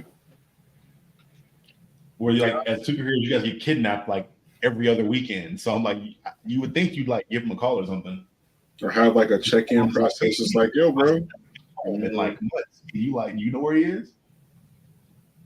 And then they're giving like I like Nightcrawler's new powers though, and like the new the shadow swords, I guess they gave him. Mm-hmm. Cool. But again, I'm like, you could just gave his old shit. You're not wrong. What about you, Charlie? Brainiac is coming to attack, Atlanta. You got your powers. What you doing? Let it all burn down playing. First off, Lex Luthor with a full hairline is kind of weird. I'm not gonna lie to you. Crazy. It doesn't feel right. It doesn't feel right. I would like look at the threat to see if I can realistically take it down. Like if I can beat the threat realistically myself, then I'll just do that. But if I'm way out of my depth, I'm kind of on some Cito tip where I'm just going to save as many people as I can and get out. Like if all I can do is teleport and I'm not invulnerable or don't have super strength and can fly, why am I trying to punch? It's your power fantasy. So I mean, you got whatever you got. If you want to be Superman Diesel, I'm static, bro. That's my thing. I've always been like the static electricity. Like I know people talk about like hating the black people with the electricity powers, but growing up, I always had static powers with the coolest shit ever. Because you can use it in so many different ways, and it's so strong if you use it in the right way. Mm-hmm. Plus, I just want to be able to glide on a piece of metal. I think that was cool as fuck with a little disc. I thought that was cool. Or I could just fly if I put like if I had like some fucking steel. And by having electricity powers, by default, you get electromagnetic powers, right? Exactly. So you basically are electric Magneto by default. Essentially, that's awesome. Yeah, I mean that's what static was. Yep. That's my shit. Electric powers have always been cool as fuck to me. For me, like I'm gonna be like a combination of magic and Cyclops. So like not Cyclops, Nightcrawler. I'm sorry, Nightcrawler. That's not fair. I'm teleporting. You can open up portals to hell and then still teleport through hell. That's not fair. Yep. Like you bad. Like I'm gonna open up a portal inside of you, and we're gonna see how that works. So I don't know how it's gonna do. This is me experimenting. So we find out. She open up inside of people? She can open up a portal wherever. Yeah, but that's you have to have like room for that though. I know you can do it inside of people. She can do it through a wall. She can do it through just about anything as long as she has the energy to make that portal. But I thought there was some caveat there because she's opening up portals to hell. So like the magic aspect of it of like a soul, like opening up a portal inside of a soul feels kind of I don't know her like inside and out of her abilities, but it just feels like weird to be able yes, to I mean if she's opening up an interdimensional portal, like she's gotta definitely get more energy behind it and probably have another source to enhance her ability to do that. But I mean, she just teleporting, from Chicago to New York. It's just whatever. Well, no, I thought her portals only went to like she could open them up from the real world into hell. I know she's not like a Nightcrawler portal maker, isn't she? Yeah, no, she can make a portal to anywhere. Like it's not like limited to just one spot. Well, I know. Yeah. Magic is honestly kind of broken. I wish they would use her in more stuff because of like the combination of her magic abilities and her own mutant abilities with her pet dragon, it's pretty nice. Like Heat, right? Like Heat's a dragon, right? Wait, like hey guys, dragon, right? Oh my god! You can emote to get the high five. Mm-hmm. You can walk around with it until someone high fives you back. Really? Oh, I've seen that. Yeah. I've never even tried the emotes in this game. It's Is it R? What is it? Yeah. Right on the D-pad. And if you click high five, look. He's walking around with it. Yeah. Oh my God, sorry, I'm very easily entertained. You're good. All right, time to protect the not baldy guy. The top ball guy. Next. Has there ever been an instance of not ball legs? I've never seen Not that I that. can think of. Even as a kid in Smallville, he was bald. Yeah, How do you ping? That's a terrible ball cap. How do you ping? You just did it. Up on the D-pad. Oh, yep, there it goes. Cool. Thank you. Mm-hmm. We're in a different dimension Earth right now. Yeah. I think you can reload on the back of Lex's band too, like restock.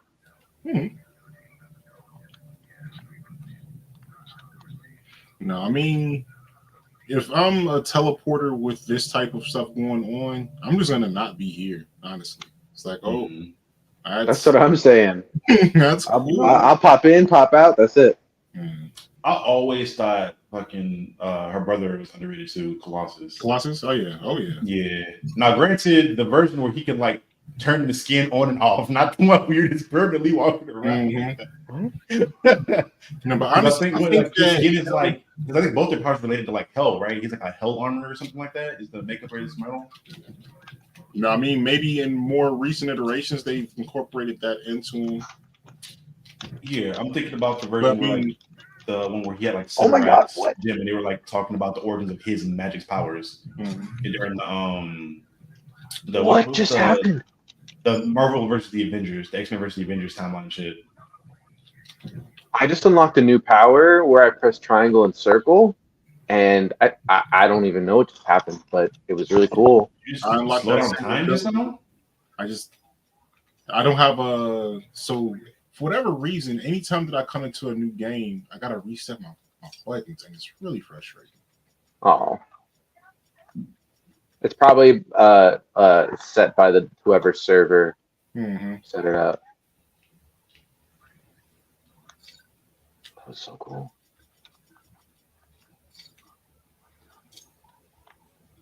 Yeah, everything just like slowed down. That was really. I have to look up what that was. That was really cool.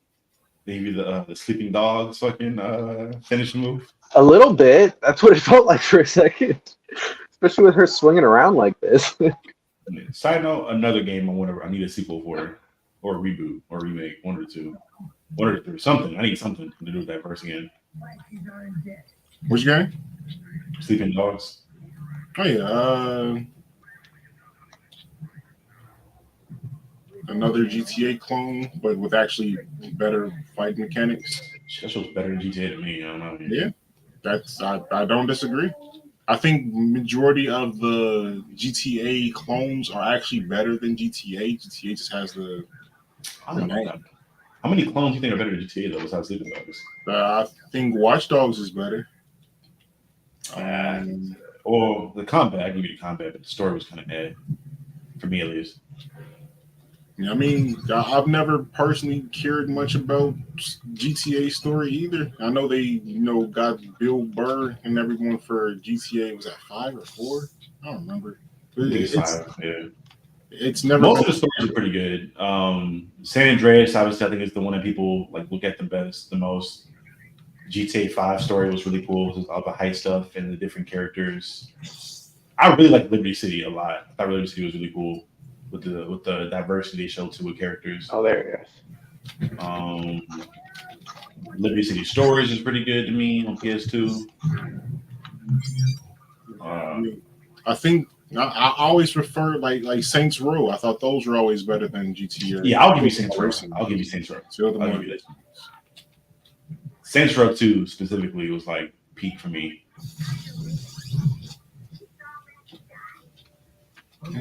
Just now, it didn't save my controls. I literally just changed them. What? Did y'all play the Sleeping Dogs DLC? Any of them? No. Man, I did not. Those heats. They had they essentially had a not Last Dragon. What was the one? What was the movie? The Bruce Lee movie with Kareem Abdul-Jabbar? Into the Dragon. Was he Into the Dragon? I thought it was a different. Maybe I'm tripping in. It may be Into the Dragon, but they essentially had a DLC like that where like you went through this fighting tournament on some Kumite shit. You go through there, and then they had one where the underworld came into the real world, and you had like magical fighting powers and shit. It's like you were essentially this Liu Kang going around killing the Oni. The Shaolin Monks. Talking about the Great movie. Well, were we referencing just now? Sorry, I I was talking about Sleeping Dogs DLC, Oh, but okay. I was like, they made their DLC like based off of other Bruce Lee movies outside of the Oni one, which I don't think is a Bruce Lee movie. I don't think at least.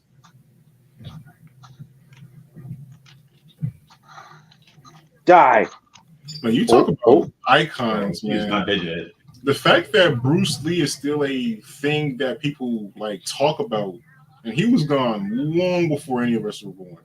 Like, I think he died in the 60s? Thank 70s, you. I think. It's like 70. The 70s? Okay. Yeah, I think. I think There we one of the go. things where like some people like the idea and the mystique of somebody. Hit him. Oh god. Like I think Bruce Lee was an amazing human being. Don't get me wrong. I'm not saying he's not talented or anything like that, but I think a lot of people like miss this, like, especially back then when it comes to a lot of celebrities in that era, because you didn't have so much access to them, like Michael Jackson, social media. Like there's always this mystique around these people, so like they seem like they were like supernatural in a sense almost, where they could just do crazy shit. Yeah. Like again, essentially Michael Jordan when it comes to basketball, like you're not on some LeBron shit where you can see LeBron in his kid's basketball game.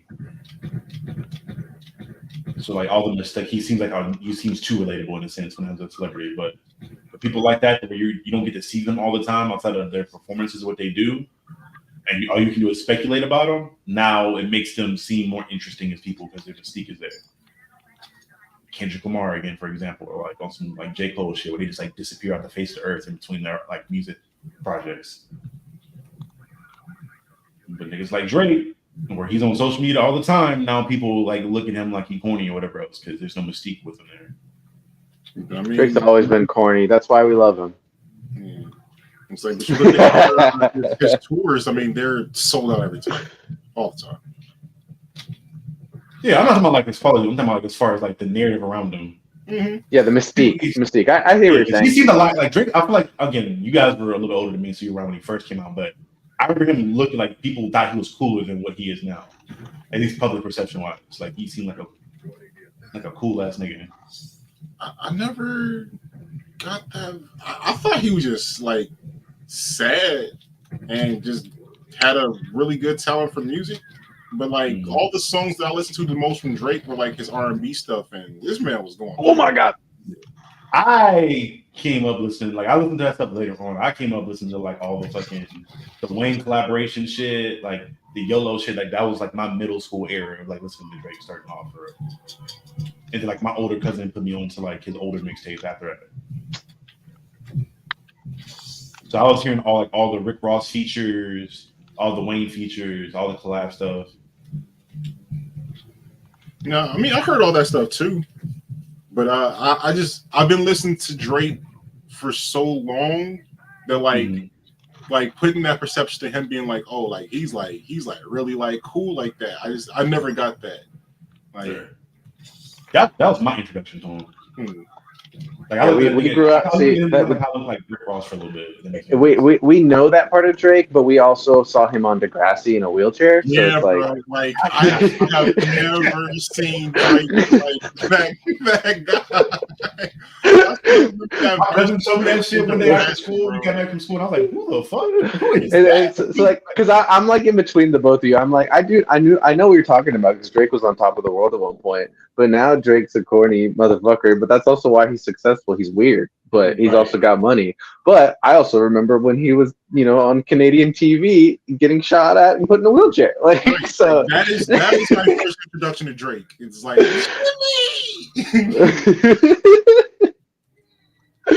Oh my god. Good old Degrassi. Not to discredit Drake at all. I feel No. I'm just giving him all the love he deserves, not just the top or the bottom. You know. Yeah, that all that to say, yeah, that's my point about the mystique thing. Of like, the more you see of somebody, the less like mysterious they seem. It's like usually you can make up all these rumors and like Wilt Chamberlain with the 100-point game shit. He was like this supernatural player that was getting 100 points when quite possibly that. Which, right in the tangent, I don't think that shit actually happened. I don't. I was talking to somebody about it the other day. There's really like game footage of all kinds of other sports accolades from like the 50s and the 60s. But the one we don't have is the 100-point game. But we have other highlights from that era, but you don't have this one game where he had 100 points. And keep in mind, too, in an NBA game, get 100 points only dots with free throws in it. I'm like, yeah, that shit was probably fake. Yeah, or like Muhammad Ali. Like, I didn't even realize he was alive because he was just like so chill. Like, I just assumed he was like a dead legend, but he was a living legend because he was chill as fuck. Mm-hmm. Until, you know. So when you stay off the internet, bro, and if you don't let everybody know your every move, okay, now you can seem like you're literally a supernatural being almost. Where like you could be Michael Jackson, just like stand and motherfuckers faint, or they go crazy from you just standing around. Just from doing normal things. Right. Like so much to the point where you gotta buy a grocery store and hire extras to play regular people so you can get the experience of shopping in a grocery store. That's how fucking crazy that gets. Yeah, that was wild. I'm like, I mean, I saw that. I'm like, I'm sad for this man. I'm like, you can't the just buy fact that groceries. Michael Jackson went to a grocery store, like that is going to cause like a health crisis. The amount of The people whole block's in now. Yeah, for real. That kites and that shit in New York, where that riot happened, it's like that. Bless you. Sorry. No, you're good. Yeah, bro. Like, certain level celebrities, like, if imagine if J. Cole came on your campus right now, what that would do. Oh my god. To the AUC, oh god, I think that'd be different too, because like 98% of the people on this campus either know who you are or probably fans of you and your music. Because you can have it if he's at like Kennesaw or like another white university where it could be like, all right, most people gonna know who you are. But you're at a black university that's like 3 universities at one, and everybody knows who you are. Yeah.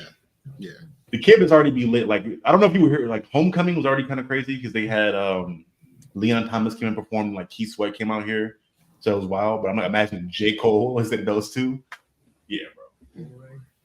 Like, my whole city is about to be like crazy because this Drake and J. Cole tour that's coming like next week. I'm so hurt because I wanted to buy tickets for that. But whenever these cool ass tours happen, it's like when I'm broke. Whenever I have money stacked up, these niggas are never touring. But the moment I'm broke for a little bit, it's like, all right, Drake and J. Cole are gonna go on tour together. What the fuck? I've been waiting on this shit for my whole life. Yeah, I'm jealous of my friend because she got tickets to Dreamfest this year. I was like, but I'm gonna go to that at some point. That's gonna happen. I'm making that happen. Oh yeah, the lineup for this year looks crazy, like absurd. So I'm definitely looking forward to seeing, more from that. Festivals, I think, are just the better experience for concerts. Concerts in itself are great. Like I love being able to go to an individual concert and connect with that artist, whoever they are. But a whole like weekend festival of stuff, you just feel more immersed in the experience. Plus, also like depending on that person's fan base, like my experience going to that Cole concert for the first time was like everybody that's usually a Cole fan are kind of a certain type of person. Everybody was real chill. So like I never felt like if I went to like a Pooh Shiesty concert, I'm probably like watching myself a little bit around where I'm at. That Cole concert, everybody was just chill. And it was like an experience of like, damn, all these songs that I've heard my whole life that I know by heart. 200,000 other people know these words and we're all singing them in unison like I'm at a church. Yeah, bro. Now, I will say, when 21 Savage came on stage and did his songs, I was looking like, niggas know Red Ops a little too easy here. I need to be careful when I'm going when I'm leaving here.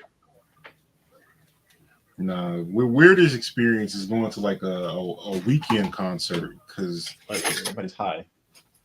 Yeah, that's part of it. Everybody's high. You don't know what's going to come out of a Weeknd's mouth, which means you don't know how the fans are going to react to it.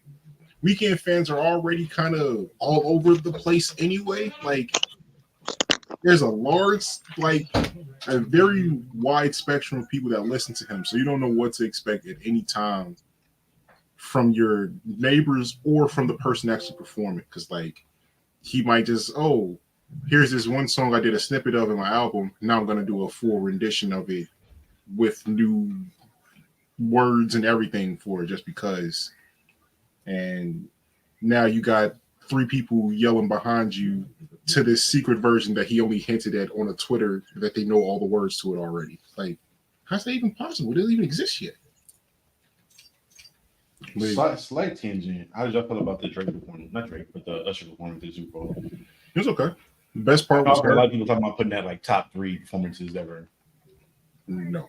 It was enjoyable. I really did like He said no. Quite a bit of it, but her was my favorite part of that performance. I think she killed it. I think her outfit was also on point. She did What a did thing. she do?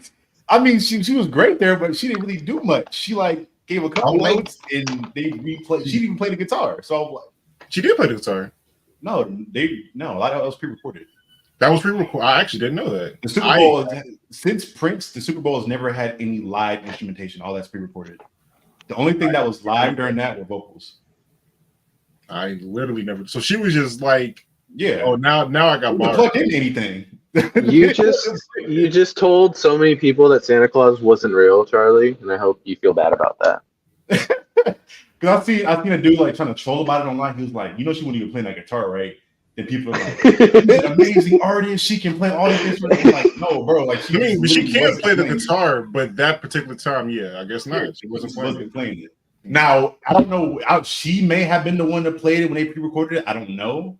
She wasn't playing that guitar. She was. I don't even think she had a pick in her hand when she was like strumming that shit. You don't need a pick to play guitar though. But yeah, she was great. But I'm like, bro, she didn't do anything. That was my favorite part of it because it was an unexpected thing. Like I expected Luda to be there. Jermaine Dupri, like he was cool, but I wasn't like, yay, Jermaine. I'm always a fan of Luda, so I mean, him showing up is always a great thing for me. Man, Lil Jon didn't really add much to me. The song that he picked was vibes. It's for the vibes. Yeah, vibes. Okay. Okay. Yeah, the song selection was cool. You know what I'm saying? I didn't hate any of the music that he picked, but like I never played too many low key. I know. Yeah, I think he could have did less songs and like just finished them. Yeah, he got too many hits though. That's why I feel like he was trying to make up for lost time and like squeeze a lot of them in there that he may have wanted to do. I'm like, I noticed this last year where I'm like, damn, I forgot their catalog was crazy. Usher got a lot of hits, bro. Usher got so many hits.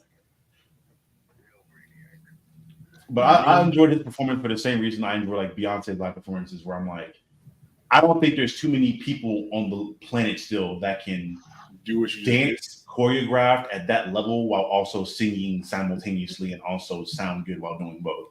Sound and look good doing both.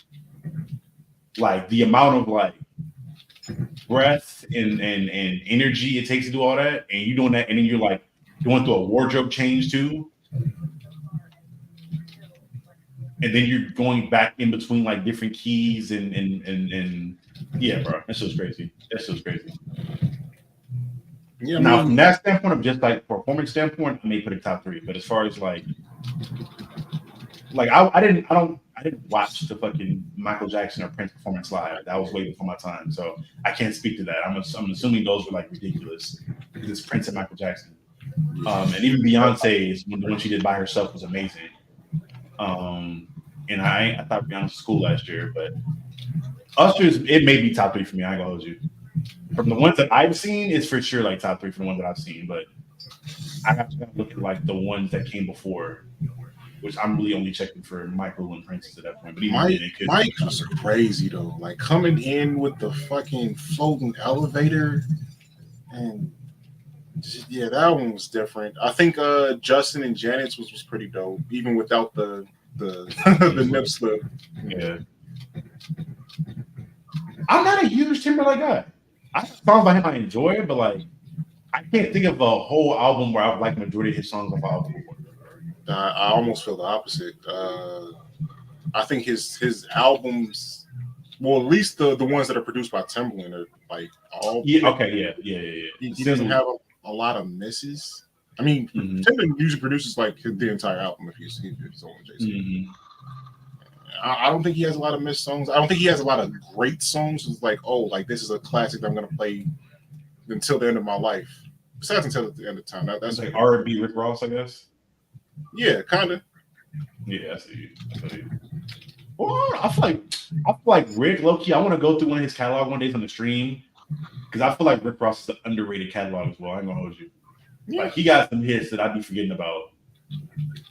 Especially that R&B bag, like him and Wale get into, where they'll bring like an R&B artist on and just go crazy. Wale. Well, no, I think Wale, for him to have a hit, he has to have an R&B singer on there with him. Yeah, he can't or he'll try to do it with just him and another rapper, and then be on. But then he loses and get ate up. Yeah, it's just like, bro, like Beautiful Bliss is the moment in time where I realized that Wale is a B-list rapper, bro. Like it's like you just hear crazy. B-list, Bravo, B-list rapper. Oh, you said B. Okay, you said D-list. I was like, Bravo. Hey, yo, Bravo, yeah, B-list. Cole just sunned him so heavily in that song. It was just like, yeah, bro, you might like just pick a different lane. Like you just make slam poetry on tracks. Lotus Flower Bomb, Dice Pineapple is all like the R&B tracks.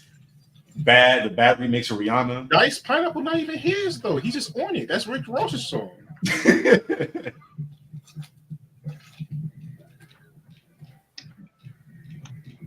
And honestly, Drake made that song. Like if we being real. You said what? Drake made that song. So Drake had the best verse on that? No, he made the song. Like, he wrote it? No, like he made. Oh yeah. If he's not on that track, nobody listens to it. That's what I'm saying. What's our next objective? Yeah, where is my objective? I was been shooting shit for me. I forgot where I'm going. Yeah, I just kind of got by. Just grinding. I'm so close. Yeah, I literally just been shooting stuff to try to get experience up and like level up and shit and get materials across stuff. No, I've probably leveled up heavily in this session more than I've done in any individual session. So much. Like next time I go to the Hall of Justice, gonna have so much upgrades. I didn't realize how much I had stacked up till I went there one time. I went to talk to Penguin and realized I could craft so much like legendary gear. Mm-hmm. Like I had like 100K worth of like assets just sitting around. That's what this game does for you, though. You just mindlessly like, oh, I'll kill this group of enemies, and then another. And that's the difference. You can do that, and it's fun. You're like, oh shit, I've been doing this for a while. Mm-hmm. That's the one thing I hated about Avengers that gave me PTSD from Warframe. Is you fighting all these large hordes of enemies in these hard-ass missions, and you still probably not getting the piece of gear you get shit. You get shit. I want this exotic piece of gear, and I had to play like 4 hours to get this one piece of gear. I really that one piece of gear changes my whole play style, but shit. But having to like, no, just saying like, I don't enjoy when games do that, make you like repeatedly grind through a single piece of content over and over. Oh, I'm the squad leader. I'm so sorry, guys. Okay, brother. Nah, I agree. I don't know. Sometimes I wouldn't say I hate it per se. Like it's annoying. As long as the gear I'm getting from that grind is worth it and I'm not having to play it for 15 hours straight. Like it's like the Soma Prime farm and Warframe where I had to literally play like 8 hours between like 2 different days to get that piece of gear or to get the pieces for that weapon. Okay, now I'm like, this is just ridiculously OD. For me, I mean, if I have to, like, sure, if you say, oh, you have these set amount of goals that you have to accomplish in this thing to get this thing, and you might have to repeat it multiple times to accomplish those goals, I can live with that.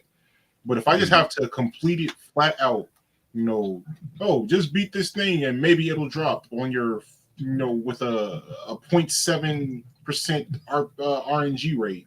I hate that. Like that's a major turnoff for me. Like having a set like parameter, like okay, these are the things I need to accomplish. This is what my goals are. This is what I'm doing.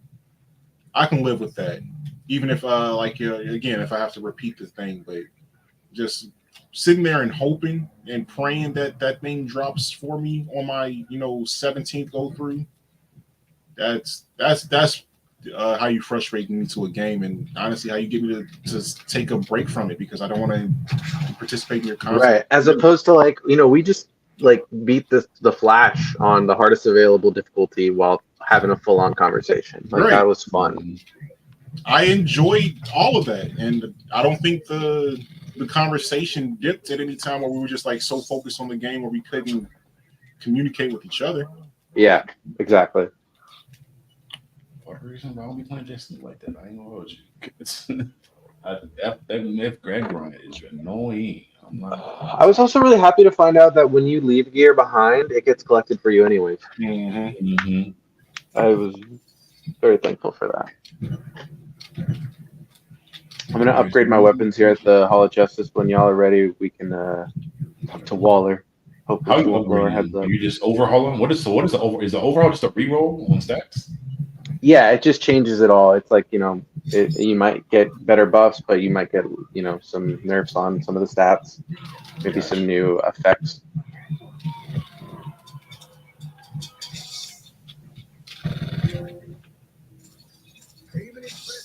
Captain Boomerang, Agent of Oz. What do you have to do to get that? Oh, I guess I'm max level. And there might be stuff that we have in our Hall of Justice Otis that Charlie just doesn't have yet, so we can't get to them. Yeah, because he still gotta unlock a couple things. Mm-hmm. But yeah, overall though, this game does not deserve even a portion of the hate it gets. I It agree. is not perfect. It is not perfect. It's not say like, oh, you're gonna come here and get a 10 out of 10 experience where the story is perfect, the graphics are everything. It's a B story. Honestly, possibly even a C story. But I agree. pay much attention to like the Easter eggs and the fans' perspective. I think it takes that C and makes it more of a B. The gameplay is consistent. I've seen a lot of games where like you'll get into an area where there's a lot of enemies and it basically crashes without crashing. Yeah. Like And we haven't crashed out once this entire time. Not a single time. And we've been flooded with hundreds of enemies that keep respawning repeatedly. And we're on different parts of the map. Mm-hmm. Like, and keep in mind too, this is like before they drop any of their like in-game content for real or like DLC. Granted, you would like for this stuff to like be available like when the game comes out for a full game, but their in-vision game is like hasn't even dropped yet in regards to all that stuff yet. And like So for I'm me as a interested to see gamer, what like a rate for this looks like. Now, go ahead. I was just gonna say for me, like as a gamer, especially since I think I've had a new wave of gaming post-COVID. Like I think I used to play a lot of them on my own, but then when COVID happened, I just like realized, okay, oh my god, so many of my friends also can play online. And for me now, it's like, is a game fun? But more importantly, is it fun to play with my friends? And if it can do that, then I'm like, all right, I will consider some of these flaws as long as I can have a good couple laps with my friends. I'm the same way. I don't have high standards when it comes to online co-op games for real. Like I critique single player games a lot more because it's like a single player story experience. But multiplayer game, like can I do fun shit with friends that give me? I played Star Wars Battlefront 2 for so long, and that game was god awful at launch, but it didn't matter because it got to a place where I could just pop in with my boys and just braka with some laser turrets. I played the fuck out of that during the pandemic. That I got back in Rainbow really heavy during the pandemic too. Mm-hmm. It was the abusive boyfriend of Destiny for me. Like I hate that game so much, but I can't stop playing it for long term. Like Charlie just reinvigorated my desire to play it. So the announcement here as we get close to the end of this stream, we are playing a little bit of Destiny next week. So if you guys are interested in coming in, you're welcome to. If not, I can beat up on people solo. It's okay. I'll Your probably eyes. pick it back up just because of the N7 armors. Bro, like I'm about to like go heavy as my Titan just so I can have that N7 armor on. Like that's now a necessity. It has to happen. They used to always piss me off. Like all the cool armors for the DLC drops would never be for Titans. I'm like, bro, why are It's Titans always on getting the shafted hunter. like this? The hunts, because everybody knows that the hunter is like the sauciest. Like it's a fact.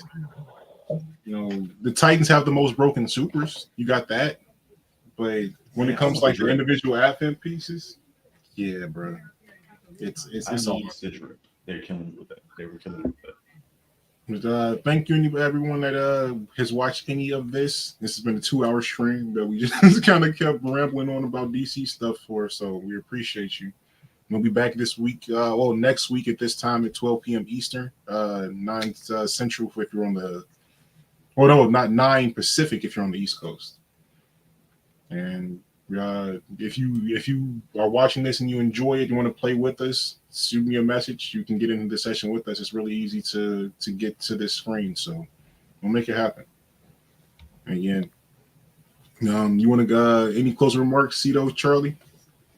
I guess just a PSA on the static video for my channel is about to be for like over halfway done with it now. Just got to put on some finishing touches and get stuff together. So that's gonna be coming soon. And then we're doing Blerd Jeopardy. We're filming that tonight. So hopefully it'll be coming relatively soon. Let them know what your channel is too, in case they didn't know already. Oh, yeah, so you can catch me on my personal channel over at Captain Diesel's Dojo on YouTube. And I'm also always doing stuff with the In and Out podcast, a podcast that has myself, my co-host here, Lelouche Vi, and then our producer, Cito, is also here. So this happened now. I'm going to let Harley speak for me. Deuces. Oh, man. I'm getting out of here.